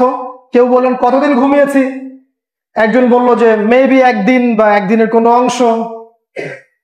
তারা বলে আল্লাহ ভালো জানেন কতদিন ঘুমিয়েছে। আচ্ছা ঠিক আছে, এই পয়সাগুলো নাও, নিয়ে বাজারে যাও, গিয়ে রুটি বা খাবার কিনে নিয়ে আসো। ফালিয়ানজুর আইয়ুহা আসকাতু আমা, খেয়াল করে দেখবে কোন খাবারটা বিশুদ্ধ। মানে খাবার যে বিশুদ্ধ, এই কনসিয়াসনেসটা আপনার মধ্যে কাজ করে কি? আমার মধ্যে কাজ করে? খাবার খাওয়ার সময় হিসেব করে খাবেন খাবার বিশুদ্ধ কিনা, কারণ শেষ জামানায় খাবার করাপ্টেড হয়ে যাবে, খাবার খালি বিষ দিয়ে ভর্তি থাকবে, এটাই শেষ জামানা। খাবার কিনতে গিয়ে তারা দেখলেন যে এটা কোন জায়গা, গতকালকে এখান থেকে বের হলাম তখন তো একরকম দৃশ্য ছিল, আজকে দৃশ্য অন্যরকম। তো যাই হোক, তারা রুটি কিনতে চাইলেন, পয়সা দিলেন, পয়সা নিয়েই তো তাকে গ্রেপ্তার করা হলো। এই পয়সা কোথায় পেলেন? এই পয়সা আজকে থেকে 300 বছর আগের পয়সা। তাদের মাথা খারাপ, আমরা গতকালকে এখান থেকে বের হলাম, আর এই বেটা বলে 300 বছর আগের পয়সা। আরে আমরা এখানকার মন্ত্রী মিনিস্টারের ছেলে, কি আমি পাগল হয়েছি না স্বপ্ন দেখতেছি আর কি? এটা নিয়ে একটা মেসাকার অবস্থা সৃষ্টি হলো ওখানে। শেষমেশ দারোগা আসলো, চলো তোমাদেরকে আদালতে যাওয়া হবে, চলো। আদালতে গিয়ে দেখে যে এই বাচ্চা তো সেই বাচ্চা না, যেই বাচ্চা আমাদের পিতা আমাদের চাচা, এ তো অন্য কেউ, এ দাকিয়ানুস না, এ অন্য কেউ। তখন তাদের বোধোদয় হলো সেই ব্যক্তির যে না, মনে হয় কিছু একটা সমস্যা আছে, হয় আমি স্বপ্ন দেখতেছি, না হলে আমি পাগল হয়ে গেছি, না হলে অনেক সময় চলে গেছে, কিছু একটা হয়েছে। তো এই বাচ্চা তাদেরকে মনে করিয়ে দিল যে আজকে থেকে অনেক বছর আগে আমরা শুনেছিলাম যে কয়েকজন যুবক এই এলাকা থেকে চলে গেছে ইমানের কারণে, তাওহীদের কারণে। তোমরাই কি সেই যুবক? তোমার বাকি সাথীরা কোথায়? সে বলল হ্যাঁ, আমার বাকি সাথীরা আছে গুহার মধ্যে। এই বাচ্চা কিন্তু তাওহীদপন্থী ছিল। এই 300 বছর পরের যে সভ্যতা, এই সভ্যতা কিন্তু ওই গডলেস না, শিরকি সভ্যতা না, বরং এরা আল্লাহকে বিশ্বাস করে, শুধু একটা কনসেপ্টে বিশ্বাস করে না, সেটা হলো আল্লাহ পাক মৃত্যুর পরেও মানুষকে পুনরুত্থান ঘটাতে পারেন, এইটাতে তারা বিশ্বাসী না। আল্লাহ পাক 300 বছর আগের কয়েকটা যুবককে দিয়ে 300 বছর পরের একটা সভ্যতাকে হেদায়েত দিলেন, যারা বিশ্বাস করে না আল্লাহ পাক মৃত্যুর পরেও মানুষকে জীবিত করতে পারেন। আল্লাহ পাকের হিকমা, আল্লাহ পাকের প্রজ্ঞা। আমরা জীবিত থাকা কালীন যে দিনের বিজয় দেখে যেতেই হবে এমনটা নয়। আমরা সবাই যদি শেষ মারা যাই, আমরা সবাইকে মেরে ফেলা হয়, দিন ইসলাম ঠিকই সামনে বিজয়ী হবে। ওরা চাক বা না চাক, আপনি কিছু করেন বা নাই বা করেন, কোনো ডাউট নাই। অতএব হীনমন্যতায় ভুগবেন না। এই জেনারেশন না হলে তার পরের জেনারেশন, না হলে তার পরের জেনারেশন, ইনশাআল্লাহ আযজা ওয়া জাল 300 বছর পরের এই জেনারেশনকে আল্লাহ পাক হেদায়েত দিলেন এই 7 জন বা 9 জন যুবককে দ্বারা, যারা একটা সভ্যতা থেকে চলে গিয়েছিল তাওহীদকে হাতে নিয়ে, বুকে নিয়ে, ফিতনা মুক্ত একটা পরিবেশ। এবার এই সভ্যতা সব মানুষ আসছে, এসে ওই গুহার সামনে দাঁড়ালো, দেখলো হ্যাঁ বাকি সবাই আছে, এবং ওদের কুকুর বা কালবুহুম বাসিতুন যিরাইহি বিল ওয়াসিদ, কুকুরটাও তাদের হাত গুহার মুখে প্রশস্ত করে দিয়ে আছে। এরপর তাদের কি হয়েছে এটা আল্লাহ পাক গোপন রেখেছেন। তারা মারা গেছেন না তাদেরকে তুলে নেওয়া হয়েছে না কি, এটা আল্লাহ পাক গোপন রাখছে। আমরা ওই জায়গায় কোনো মন্তব্য করতে চাচ্ছি না। এখান থেকে আমাদের কিছু শিক্ষা, এটা আমাদের মূল পয়েন্ট। এক নাম্বার পয়েন্টটা হচ্ছে যে আসহাবুল কাহফ যে সভ্যতার মধ্যে বড় হয়েছেন বা ইমানের স্বাদ পেয়েছেন, ফ্লেভার পেয়েছেন এবং তাওহীদ প্রচার করেছেন, ওই সভ্যতা আর আমাদের সভ্যতার মধ্যে কোনো পার্থক্য নেই, আদতে কোনো পার্থক্য নেই। কিভাবে? ওই সভ্যতার প্রত্যেকটা সিস্টেম ছিল গডলেস, শিরকি সিস্টেম। আর আপনি বুঝে হোক বা না বুঝেই হোক, জেনে হোক বা না জেনেই হোক, আজকের এই পুরো ওয়ার্ল্ড যেটা আপনি দেখছেন, এই ওয়ার্ল্ডের প্রতিটা সেক্টরই গডলেস, শিরকি সিস্টেম। কিভাবে ভাই? দেখাচ্ছি। এখানকার এডুকেশন সিস্টেম শিরকি সিস্টেম। এ আপনাকে শিখাবে পরীক্ষা নিরীক্ষা বিজ্ঞান যুক্তি দর্শন দিয়ে যা অর্জন করা যায় সেটাই জ্ঞান। পরীক্ষা নিরীক্ষা যুক্তি বিজ্ঞান দর্শন দিয়ে যা অর্জন করা হয় সেটাই জ্ঞান, বুদ্ধি দিয়ে, অভিজ্ঞতা দিয়ে এবং সমন্বয় মতবাদ দিয়ে। আর আল্লাহ আপনাকে শিখাচ্ছেন আল্লাহর পক্ষ থেকে যেটা নাজিল হয় সেটাই জ্ঞান। তাওহীদ, ঈমান এবং কুফর বোঝেন অল্প কথায়। ইকোনমির দিকে আসেন। আল্লাহ পাক দিয়েছেন যাকাত, সাদাকা, ব্যবসা, এগুলা। আপনাকে অন্য এই গডলেস ওয়ার্ল্ড দিয়েছে রিবা এবং সুদ এবং ঘুষ এবং প্রতারণাপূর্ণ মনিটরি সিস্টেম। তারা আল্লাহর হালালগুলোকে হারাম করেছে, আল্লাহর হারামকে তারা হালাল করেছে। আল্লাহ সুদ হারাম করেছিলেন, আমরা হালাল করেছি। আর আল্লাহর হালালকে কেউ যদি হারাম করে, হারামকে হালাল করে, এটাকে সূরা তাওবার 31 নম্বর আয়াতে বলা হয়েছে এটা শিরক। আপনার ইকোনমিক সিস্টেম শিরক, ফুল স্টপ। আপনার মিডিয়া, এটা আমার বোঝানোর প্রয়োজন নাই, আপনারা সব ভালো করে জানেন, এটা হচ্ছে শিরকের আকরা। এটা দিয়ে শিরকি মতবাদগুলো ছড়িয়ে দেওয়া হয়েছে, ব্রেইন ওয়াশ করা হয়েছে মানুষের। 5টা দিন বা 7টা দিন যদি ওরা প্রচার করে যে আগামী 10 বছরের মধ্যে মানুষ আর পৃথিবীতে থাকবে না, সবাই চাঁদে গিয়ে থাকবে, মানুষ বিশ্বাস করে ফেলাবে হ্যাঁ এটাই মনে হয় সত্য, এটাই মনে হবে আসল, চলো আমরা এই প্রিপারেশন নেই, টাকা পয়সা জমাই। এমন ভাবে সাইকোলজিক্যাল ডমিনেন্স তারা করেছে, একটা জিনিস প্রচার করতেই থাকবে, মানুষ বুঝে নেবে হ্যাঁ আসলে এটাই মনে হয়। আমাদের মুসলিমদেরকে বিশ্বাস করানো যায় না যে ভাই আমরা মৌলবাদী নই, আমরা সন্ত্রাসী নই, আমরা জঙ্গি নই, আমরা সাধারণ মানুষ। এটা মুসলিমদেরকে এখন গেলানো যায় না। ধরে নিছে যে এরকম থাকলে এরাই। কে করছে কাজটা? এটা মিডিয়া করছে, সম্পূর্ণ উদ্দেশ্য প্রণীত ভাবে। এটা শিরকি সিস্টেম। আপনি ইয়াতে আসেন, আপনি সোশ্যাল সামাজিক ব্যাপারগুলোতে আসেন, সামাজিক ব্যাপারগুলো যেগুলো দেখছেন, আপনার যে বিয়ে বাড়ির অনুষ্ঠান, সামাজিক কালচার, সামাজিক কৃষ্টি, দিবস টিবস গুলা, ঢাকঢোল, ডুগি তবলা যা দেখছেন টোটালি শিরক এবং কুফর। পলিটিক্সে যান, আপনি সেখানে জনগণের শাসন, সেকুলারিজম, কমিউনিজম, ডেমোক্রেসি এবং ন্যাশনালিজম, ভাইয়ে ভাইয়ে বিভক্তি, প্রত্যেকটা সিস্টেম দাঁড়িয়ে আছে অন দ্য ফান্ডামেন্টাল অফ শিরক। এক কথা এটা কিন্তু বাংলাদেশের সমস্যা বলছি না, ভুল বুঝবেন, এটা বাংলাদেশের সমস্যা না, এটা পুরো ওয়ার্ল্ডের সমস্যা। এই পুরো ওয়ার্ল্ডটাকে গ্লোবালাইজেশন করা হয়েছে। গ্লোবালাইজেশন একটা সমস্যা শুধু একটা দেশের মধ্যে সীমাবদ্ধ না, এই সমস্যা পুরো ওয়ার্ল্ডের প্রতিটা দেশেরই সমস্যা। এই বিশ্ব নিয়ন্ত্রণ তাহলে কাদের হাতে? যারা চায় পুরো বিশ্বটাকে শিরকি আগ্রাসনে ছড়িয়ে দিতে। আর শিরকি আগ্রাসনে ছড়ালে তাদের লাভটা কি? তারা আপনাকে আল্লাহ বাদ দিয়ে অন্য একজনের ইবাদত করতে বাধ্য করবে, যে সামনে বের হবে মাসিহুদ দাজ্জাল। এই সূরা আপনাকে দাজ্জাল থেকে বাঁচাবে, এই সূরাই আপনাকে দাজ্জাল থেকে বাঁচাবে। ওই দাকিয়ানুস বাদশার যে সভ্যতা, গডলেস সিস্টেম গুলো এবং এখনকার এই বিশ্বের গডলেস সিস্টেম একেবারে টোটালি সেম, কোনো রকম পার্থক্য নাই, বরং এখন আরো বেশি অ্যাডভান্সড আছে।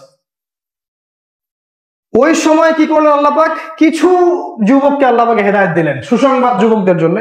এরকম গডলেস সিস্টেমের মধ্যেও আল্লাহ পাক বেছে বেছে, বিশ্বাস করেন আল্লাহ পাক যে আপনাকে হেদায়েত দিয়েছেন, আপনার নাম, আপনার বাবার নাম, আপনার দাদার নাম, আপনার বংশ, আপনার পরিণতি আল্লাহর কাছে লাউহে মাহফুজে লেখা আছে। কিন্তু আল্লাহ পাক এমনি এমনি আপনাকে হেদায়েত দেন নাই। আল্লাহ পাক এমনি এমনি আপনাকে একটা সাধারণ মানুষ থেকে পাবলিক ফিগার বানান নাই। আল্লাহ পাকের কোনো প্ল্যান আছে আপনাকে নিয়ে। আল্লাহ পাক এমনি এমনি আপনাকে জেলে ঢোকান নাই, কোনো না কোনো প্ল্যান আছে আপনাকে নিয়ে। আল্লাহ পাকের এমনি এমনি আল্লাহ পাক কিছুই করেন না, প্রত্যেকটা বিষয়ের পিছনে কারণ আছে। এই যে অল্প কিছু যুবককে আল্লাহ পাক হেদায়েত দিলেন, শেষ জামানাতে এসেও, এই কিয়ামতের আলামতপূর্ণ সমাজে এসেও আপনি দেখবেন, যেখানে যাবেন সেখানে দেখবেন যুব সমাজে রেভলিউশন হচ্ছে। ওরা যত আক্রমণ করবে ইসলামের বিরুদ্ধে, তত বেশি যুবক ইসলামের দিকে আসবে। আপনি বয়স্কদেরকে বেশি পাবেন না। কয়েক শ্রেণীর মানুষের পিছনে মেহনত করে খুব একটা লাভ নাই। একটা হচ্ছে বুড়ারা, যারা মনে করেন না কিছু, আমার ওই সেন্সে বলি নাই, যারা অনেক লম্বা সময় একটা কিছু লালন করে আসছে, হঠাৎ করে তারা এদিকে আসতে চায় না, সত্য রিসিভ করতে চায় না। 2 নম্বর শ্রেণী ওলামায়ে কেরাম, তারা মনে করে আমরা ওয়ার্ল্ডের সব জানি, আমার জ্ঞান চূড়ান্ত, আমাকে আবার এই পিচ্ছি কি বুঝতে আসতেছে, ওরা এটা মনে করে। এবং এই এই এই অহংবোধটার কারণে দেখবেন যে আরো যে পড়াশোনা করে আরো সমৃদ্ধ হওয়ার সুযোগটা ছিল, এটা নষ্ট হয়ে যায়। কিন্তু একজন জ্ঞানী ব্যক্তির আচরণটা এমন থাকবে যে আমি পড়তেছি, মাশাআল্লাহ, জানার চেষ্টা করতেছি, হ্যাঁ আমার মধ্যে ভুল হচ্ছে, ঠিক আছে, ফাইন, আপনি আমাকে আমার ভুলগুলো ধরিয়ে দেন, ভালোবাসার সাথে ধরিয়ে দেন, বলেন এই পয়েন্টে ভুল হয়েছে, এগুলো কারেকশন করলে আরো বেশি ভালো হয়, আমরা মাথা পেতে নিব, কোনো সমস্যা নাই, কোনো সমস্যাই নাই। কারণ আমরা মনে করি কোনো মানুষ 100% পারফেক্ট হতে পারে না।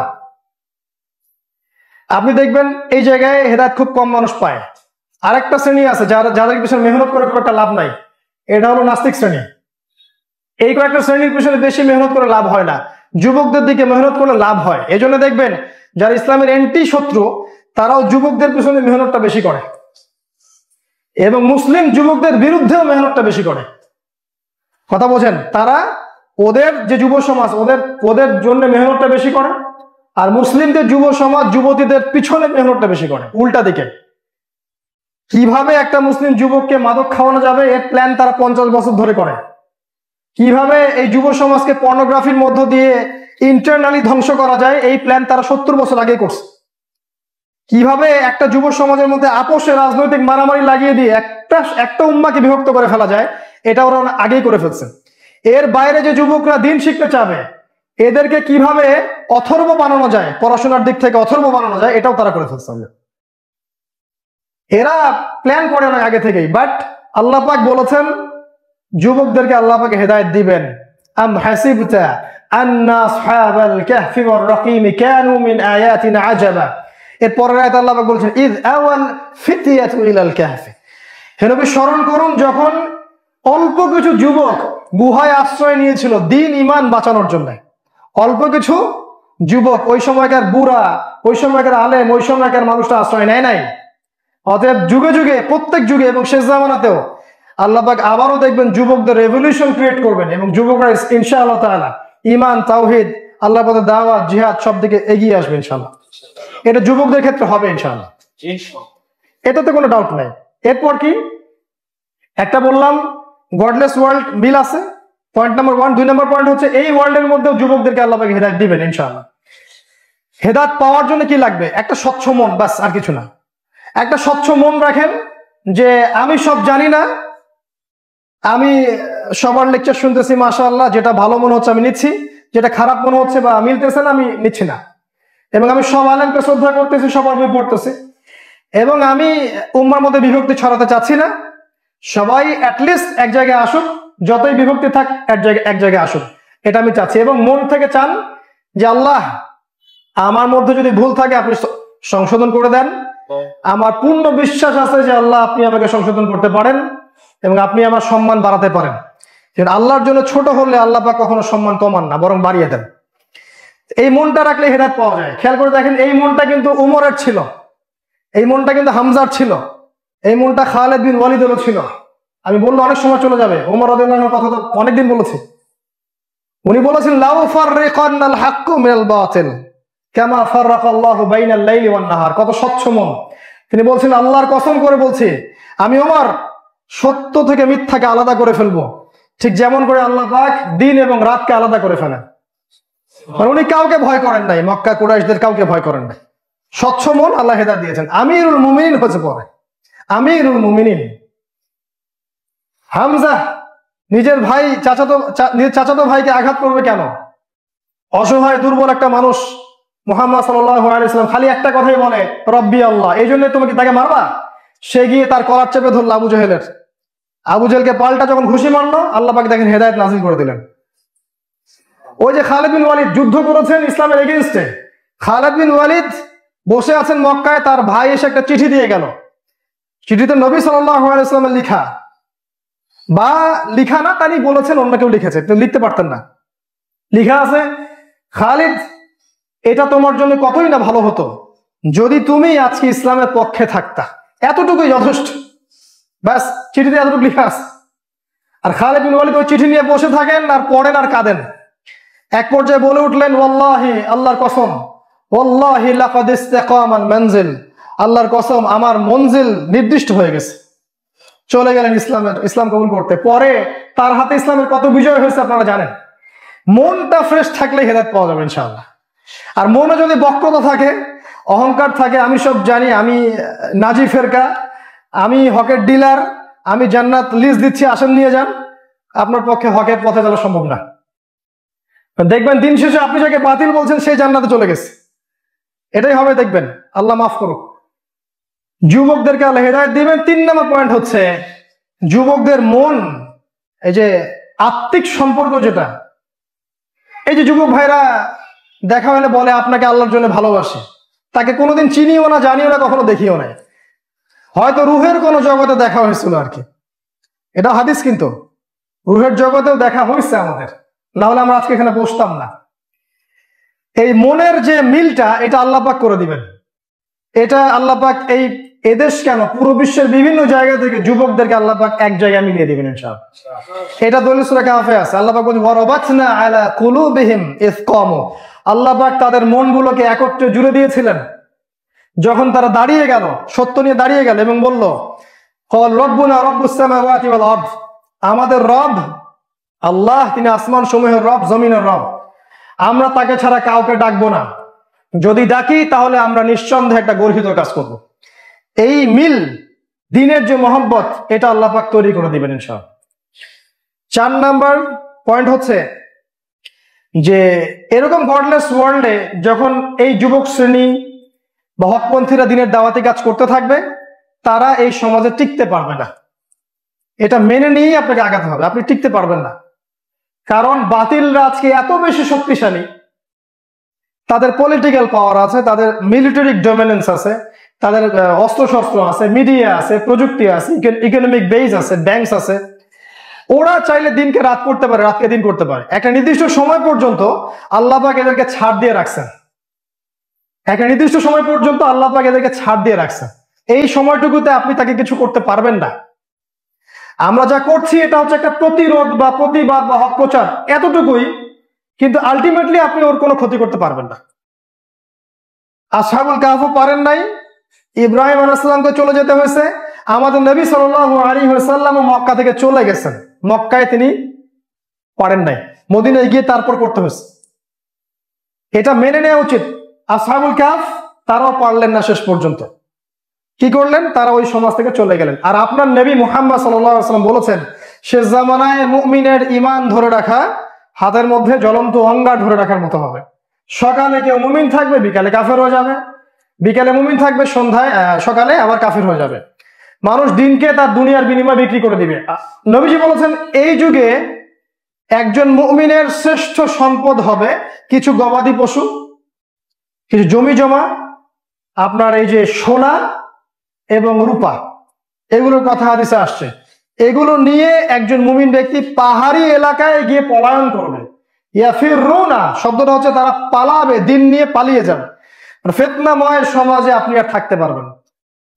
এই জন্য আমরা যে বলেছি যে প্রত্যন্ত জায়গাগুলোতে গিয়ে ছোট ছোট মুসলিম কমিউনিটি গড়ে তুলে সেখানে থাকেন, এটা একটা অপশন।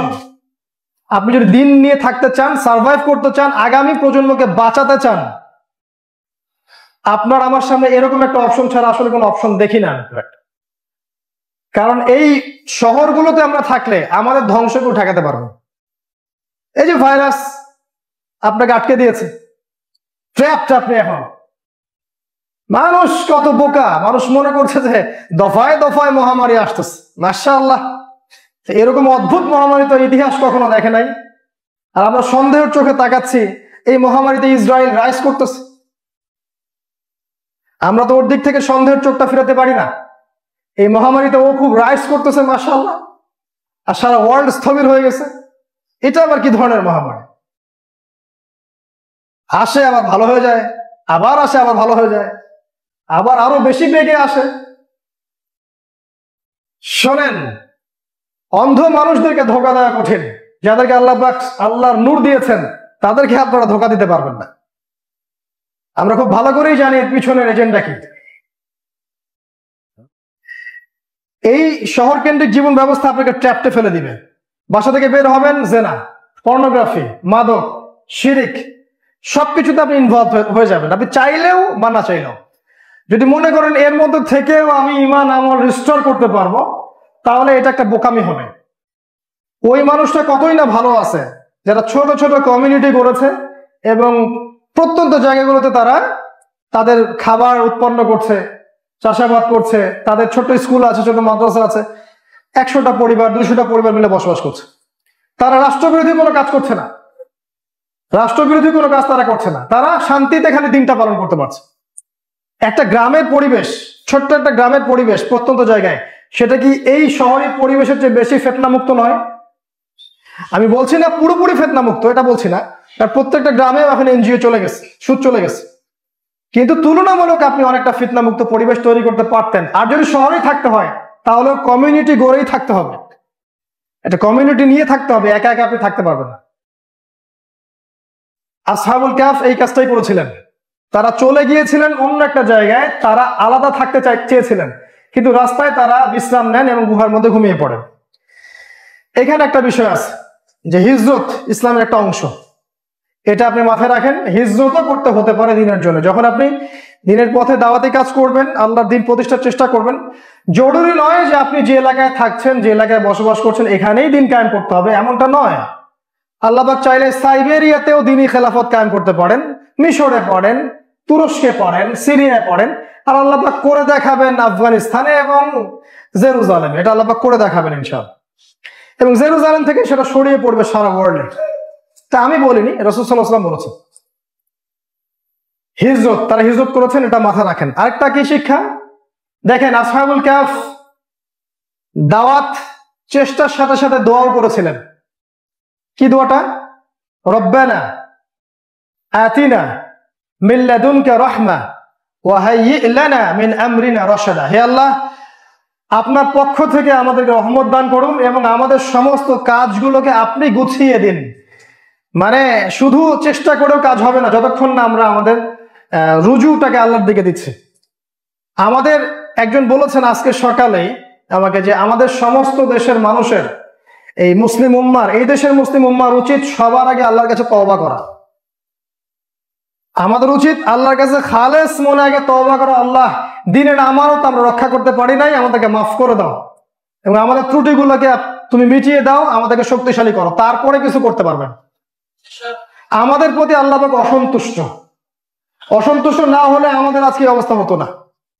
নিশ্চয়ই আমরা এমন কিছু করেছি যার ফলে আমাদের উপর আল্লাহ পাকের গজব চেপে আসছে, কোনো সন্দেহ নাই। এটা শুধু পরীক্ষাই না, এটা গজবও বটে। উম্মার এই বিভক্তি আমাদের গজব, আমাদের হীনমন্যতা আমাদের গজব, আমাদের দুনিয়া, যে দুনিয়ার বিলাসিতা, খালি গরুর লেজ ধরে থাকা, দুনিয়া দুনিয়া দুনিয়া। আর এক শ্রেণীর ওলামায়ে কেরামের তো সমস্যা 3 জায়গায়, মাথায় চিন্তার সমস্যা, পেটে মানে হচ্ছে দুনিয়ার পেট পূজার সমস্যা, আর একটা বুকে ভয়, হক কথা বলতে ভয় পায়। এই সমস্যা জর্জরিত এই জায়গায় আমাদের উচিত আগে তওবা করা আল্লাহর কাছে। একজন এই কথা বলেছেন সকালবেলা, আমি তার মেসেজটা দিয়ে দিলাম। তো হিজরত একটা পার্ট। আসহাবুল কাহফ দোয়া করেছেন, শুধু চেষ্টা করেছেন তা নয়, আমাদের দোয়া করা উচিত। 6 নম্বর, এটা 5 নম্বর। 6 নম্বর দেখেন, তারা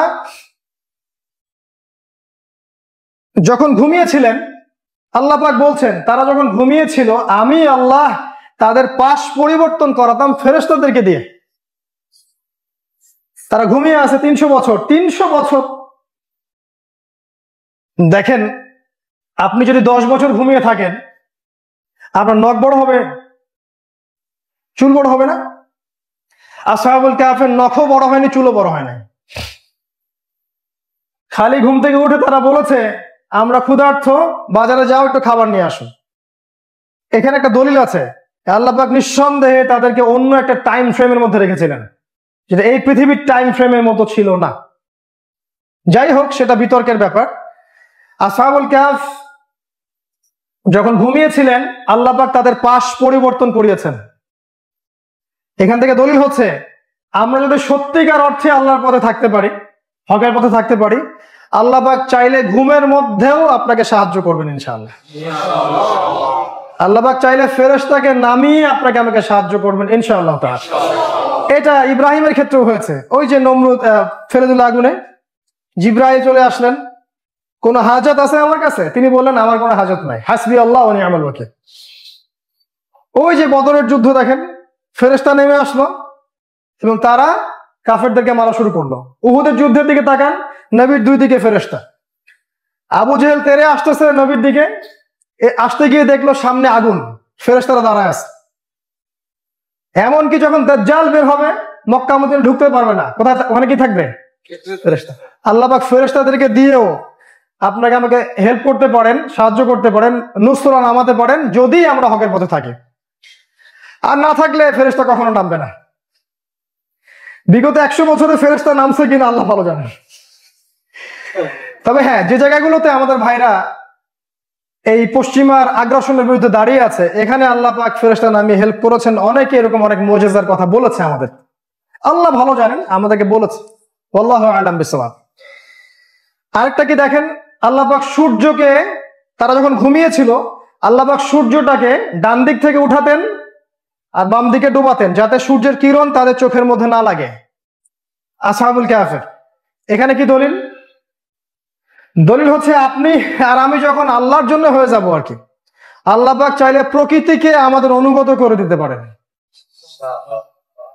এটা আল্লাহ পাক করেছিল আসহাবুল কাহফের ক্ষেত্রে, দলিল কোরআন বলছে। এই গডলেস ওয়ার্ল্ড এগুলো বিশ্বাস করবে না, সূর্য আবার সরে যায়, আবার ডুবে যায়। হ্যাঁ, ওরা বিশ্বাস করে যে মঙ্গলে পানি আছে। আপনারা কি জানেন ওরা কেন এত মঙ্গল মঙ্গল করছে? আমি বলছি আপনাদেরকে, আমার অবজারভেশন, আমার ব্যাখ্যা। তারা খুব ভালো করে জানে আগামী মালহামাতে পৃথিবীতে বসবাসের উপযোগ্য জায়গা থাকবে না। তারা বিকল্প জায়গা সৃষ্টি করতেছে যেখানে গিয়ে তারা থাকতে পারবে। তারা খুব ভালো করে জানে যে কি পরিমাণ ম্যাসাকার সেখানে হতে যাচ্ছে। এবং রাশিয়ার কথাই বলেন, চায়নার কথাই বলেন, আর আমেরিকা ইসরায়েলের কথাই বলেন, সবাই তাদের মাটির অনেক নিচ পর্যন্ত বাংকার তৈরি করে ফেলছে, যেখানে নিউক্লিয়ার ওয়েপন্স এর আঘাত যেন না লাগে। আমরা কি করছিলাম এই সময়?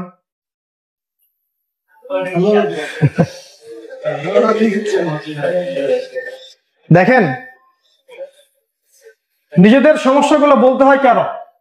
যাতে করে আমরা আমাদের অবস্থানটা স্পষ্ট করতে পারি যে আমরা আসলেই সেই জায়গায় নাই যেখানে আমরা দাবি করছি।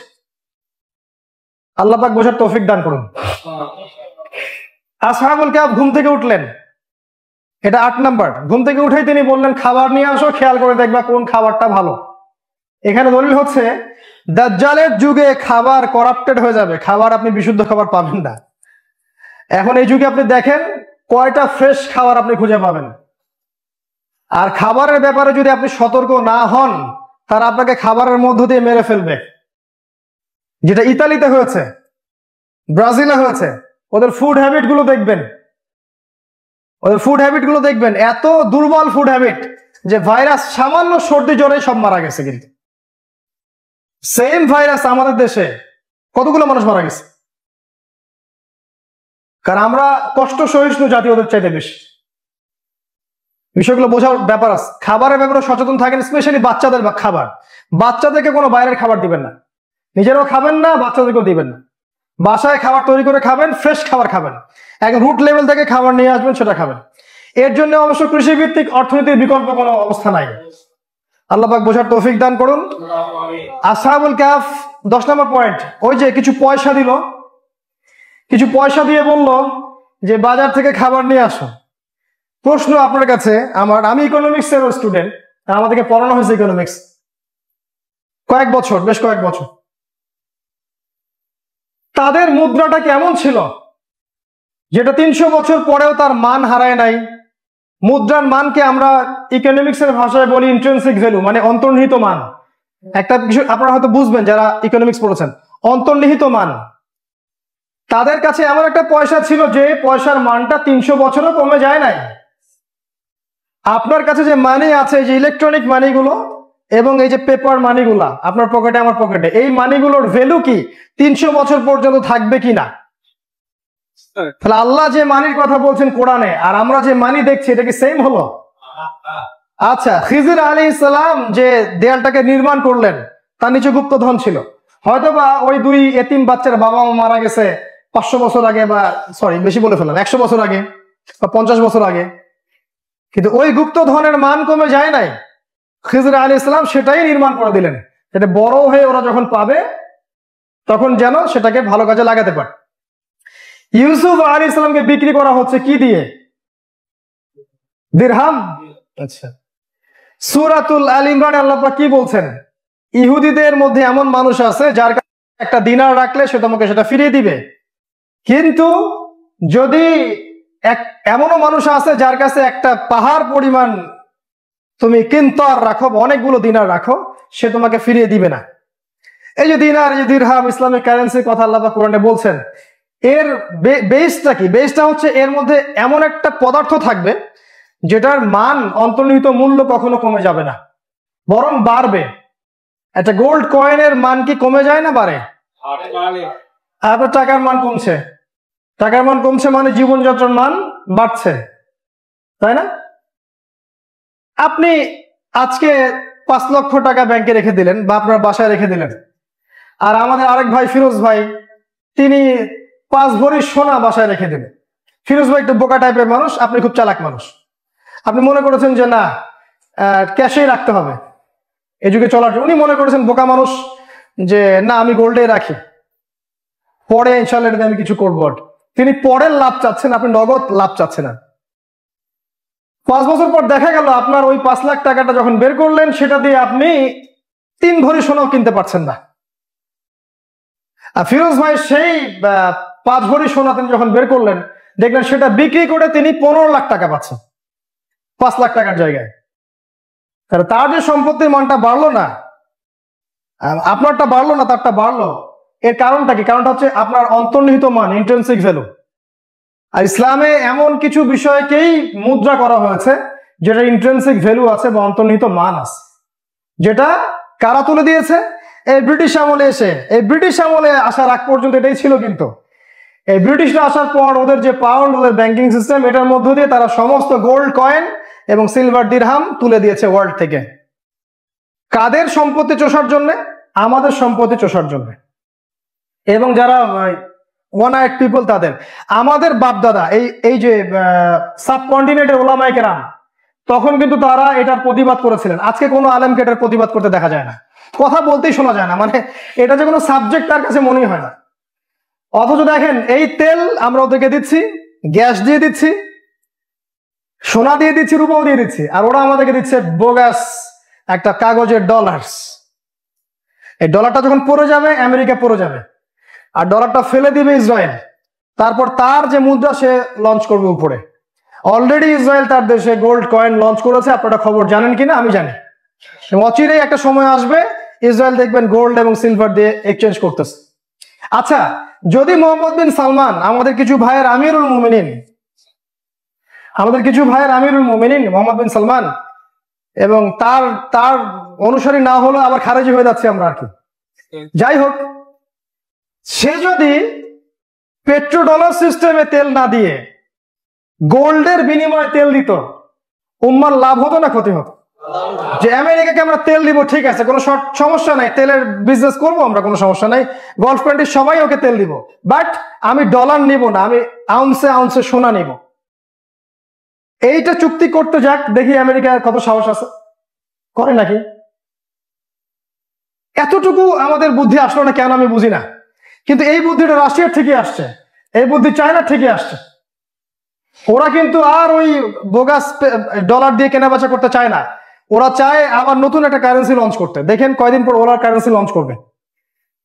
এই জিনিসগুলো যদি আমরা বলতে যাই তখন আমরা খারেজি হয়ে যাচ্ছি আর কি। কিন্তু এগুলো আমাদের জানা উচিত, অন্যথায় সত্য গোপন করার দায় আল্লাহ পাক আমাদেরকে ধরবেন। হয়তো আপনার কাছে সেটা জ্ঞান নাই, আপনি বলেন নাই, ইটস ওকে, কোনো সমস্যা নাই। বাট ইকোনমিক সেকশনে আমরা পড়াশোনা করেছি বলেই পেট্রোডলার মনিটরিং সিস্টেম আমরা জানি, এবং এর মধ্য দিয়ে ওয়ার্ল্ড ব্যাংক এবং IMF আপনার টাকার মান নিয়ন্ত্রণ করে ফেলছে। টার্কির প্রাইম মিনিস্টার যদি বলে আগামীকাল খেলাফত কায়েম করবো, দেখবেন ওর টাকার মান ধাবাস করে পড়ে গেছে, এবং জনগণ রুটি কিনতে যাবে 50,000 টাকা দিয়ে রুটি কিনতে হবে। ইন্দোনেশিয়া একটা রুটির দাম কত জানেন? ইন্দোনেশিয়া একটা রুটির দাম কত? অনলাইনে গিয়ে খোঁজ নিয়েন, কয়েক হাজার টাকা দিয়ে এক কাপ চা খেতে হবে। অনেক দেশ আছে জানেন কেন? কারণ ওরা ওই সভ্যতার সামনে মাথা নত করে নাই, ভেনেজুয়েলা পর্যন্ত ওদের সামনে মাথা নত করে নাই, এই জন্য ওর প্রতি আকর্ষণ দেওয়া হয়েছে। এটা চলবে, এটা বুঝতে হলে আপনাকে ইকোনমিক্স পড়তে হবে এবং জায়নিস্টদেরকে বুঝতে হবে। ইউনাইটেড নেশনস বলেন, ওয়ার্ল্ড ব্যাংক, IMF বলেন, এরা সবাই একই সূত্রে গাথা। এরা উম্মার কল্যাণ চায় না কখনোই। এরা আমাদের বন্ধু নয়, এরা আমাদের শত্রু। কোরআন এটা আমাদেরকে বলেছে। আসহাবুল কাহফের এই সূরাতুল কাহফ আপনাকে দাজ্জাল থেকে বাঁচাবে। দেখেন এই সূরা আপনাকে কারেন্সির একটা হেদায়েত দিচ্ছে, কারেন্সি কাকে বলে। আর অনেক কথা ছিল, এটা বলতে আমি সময় পাবো না। এরপরে এই সূরার মধ্যে আরো আছে। এই সূরার মধ্যেই আপনি দেখবেন যে ওই যুলকারনাইনের কথা এসেছে, যিনি 2 মেরু জয় করেছেন। এখানে কি হেদায়েত? এখানে একটা ইন্ডিকেশন আছে, আখিরুজ জামানে এমন একজন ব্যক্তি আসবেন যার হাত ধরে আল্লাহ পাক আবারও এই বিশ্বকে বিজয় দান করবেন। ইন্ডিকেশন আছে এখানে। তিনি নতুন যুলকারনাইন হিসেবে আসবেন, ইমাম মাহদী এবং ঈসা আলাইহিস সালাম। তারা দুজন মিলে দেখবেন যুলকারনাইনের সে আনফিনিশড মিশন, সারা ওয়ার্ল্ডকে যে রুল করার, ইসলামিক হুকুমতের আওতায় নিয়ে আসা, এটা করে দেখাবেন ইমাম মাহদী এবং ঈসা আলাইহিস সালাম ইনশাআল্লাহ আযজা ওয়া জাল। এখানে আরো মানে হিন্টস আছে যে ইয়াজুজ আর মাজুজ হবে এই পথে সবচেয়ে বড় বাধা। এবং ইয়াজুজ আর মাজুজ সম্পর্কে রাসূল সাল্লাল্লাহু আলাইহি ওয়াসাল্লাম অনেকগুলো হাদিসে বলে গেছেন যে তারা প্রচন্ড শক্তিশালী, ক্ষিপ্র গতি সম্পন্ন, এবং তাদেরকে ডমিনেট করা পসিবল হবে না। এদেরকে আল্লাহ পাক ধ্বংস করবেন। ইভেন ঈসা আলাইহিস সালাম পর্যন্ত এদেরকে ধ্বংস করতে পারবে না। তিনি গিয়ে একটা পাহাড়ে বা একটা গুহায় আশ্রয় নেবেন। ইয়াজুজ আর মাজুজের ধ্বংস হবে কিভাবে? ধ্বংস হবে একটা কীটের মাধ্যমে, আমরা যেটাকে বলি ভাইরাস। অতএব আরো মহামারী আসবে সামনে, আল্লাহ পাক ভাইরাস দিয়ে এদেরকে ধ্বংস করুন, ব্যাকটেরিয়াল কীট দিয়ে, ঘাড়ের মধ্যে ভাইরাস। এই ভাইরাল অ্যাটাকটা এখন নতুন না, আবারও হবে সামনে ইনশাআল্লাহ। আর এরা কিন্তু কোনো জিন জাতি নয়, এরা কোনো দৈত্য দানব নয়। আমাদের কাছে ইয়াজুজ আর মাজুজ কথাটা শুনলে মনে হয় এরা হচ্ছে দৈত্য দানব মনস্টার, হলিউডের কোনো কিছু। এরা মানুষ, আদম সন্তান, এটাই ফুল স্টপ। এরা আদম সন্তান, দ্যাটস অল। ওরা কেমন কোথায় আছে না আছে এটা আল্লাহর কাছে ছেড়ে দেন, কিন্তু এরা আদম সন্তান। কোথায় দলিল? সহিহ বুখারী খোলেন, 4 বার হাদিস আসছে। আল্লাহ পাক আদম আলাইহিস সালামকে ডাকবেন, ডেকে বলবেন তোমার সন্তানদের মধ্য থেকে জাহান্নামীদেরকে আলাদা করে দাও। আদম আলাইহিস সালাম বলবেন কতজন?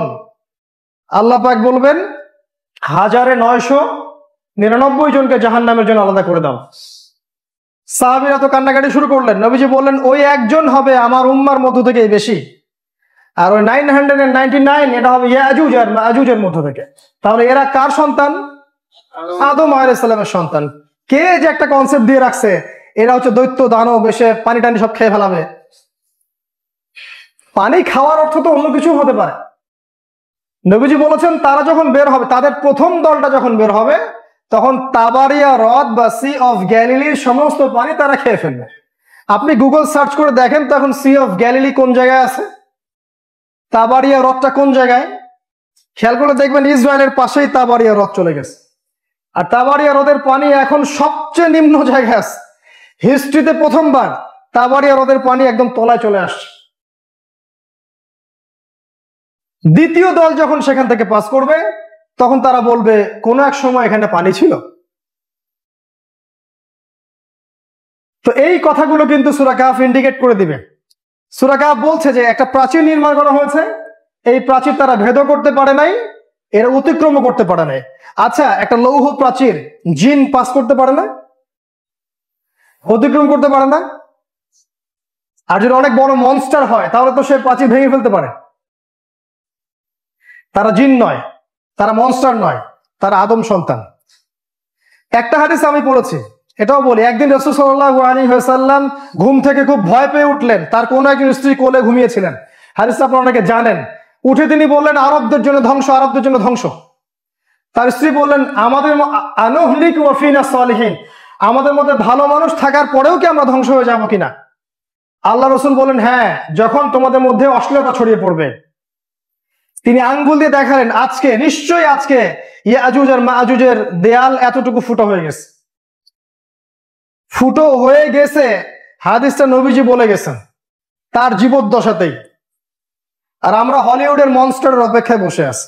আমি বলি নাই যে কোন সভ্যতা ইয়াজুজ মাজুজ, এটা কিন্তু আমি বলি নাই।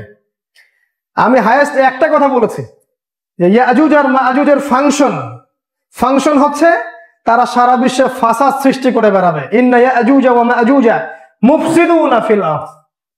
আমি বলেছি এখন যারা সারা বিশ্বে ফাসাদ সৃষ্টি করে বেড়াচ্ছে এদের রক্তের মধ্যে ইয়াজুজ আর মাজুজের ডিএনএ আছে।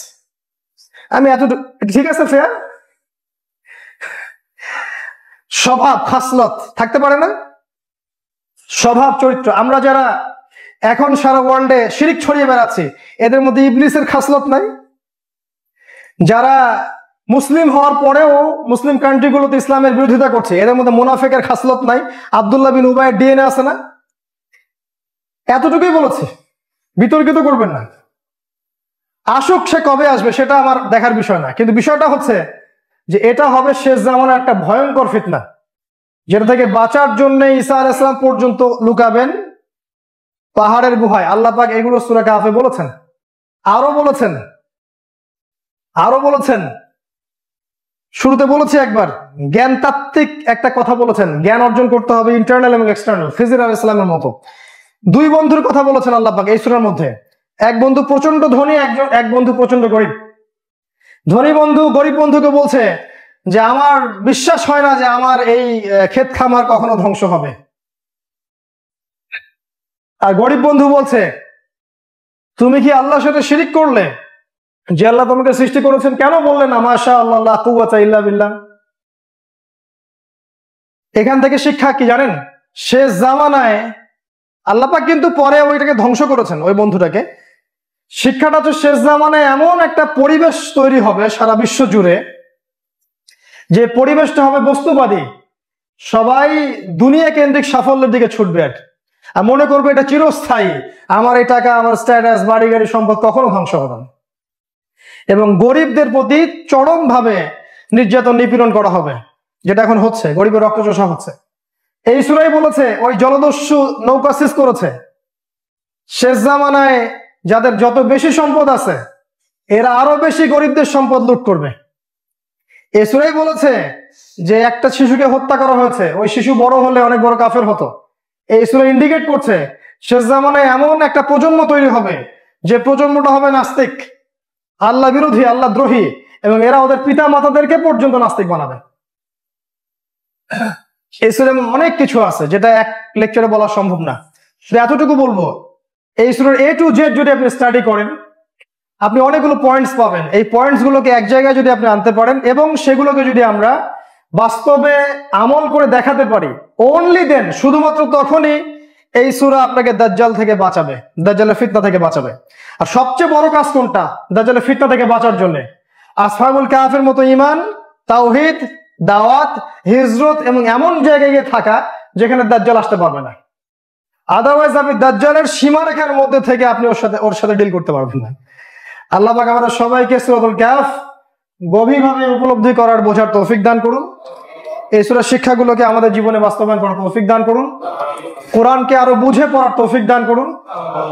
আমাদেরকে আল্লাহ পাক হৃদয়ের চোখ খুলে দিন, বাইরের চোখ খুলে দিন। আল্লাহ পাক আমাদের মধ্যে একটা ঐক্য দান করুন। যুব সমাজকে আল্লাহ পাক হেদায়েত করুন এবং তাদের মাঝে একটা হৃদ্যতা, ভালোবাসার বন্ধন তৈরি করুন। আল্লাহ পাক আমাদেরকে সুন্নাহ মানিতে ফিরে যাওয়ার তৌফিক দান করুন। ফ্রেশ খাবার খাওয়ার তৌফিক দান করুন।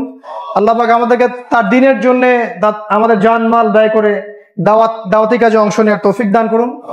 প্রয়োজন আল্লাহ পাক হিজরত করার তৌফিক দান করুন। আল্লাহ রাব্বুল আলামিন আগামী দিনগুলোতে ইসলাম যখন বিজয়ী হবে আমাদেরকে আল্লাহ পাক সেই বিজয় দেখে যাওয়ার তৌফিক এনায়েত করুন, আল্লাহুম্মা আমিন। আজকে লম্বা করছি না, আকুলু কওলি হাযা আস্তাগফিরুল্লাহ লি ওয়া লাকুম ওয়া লিসাইরিল মুসলিমিন। বারাকাল্লাহু লানা ওয়া লাকুম বিল আয়াতিল হাকীম ইন্নাহু তাআলা জাওয়াদুন কারীমুন রাউফুর রহিম। আসসালামু আলাইকুম ওয়া রাহমাতুল্লাহ।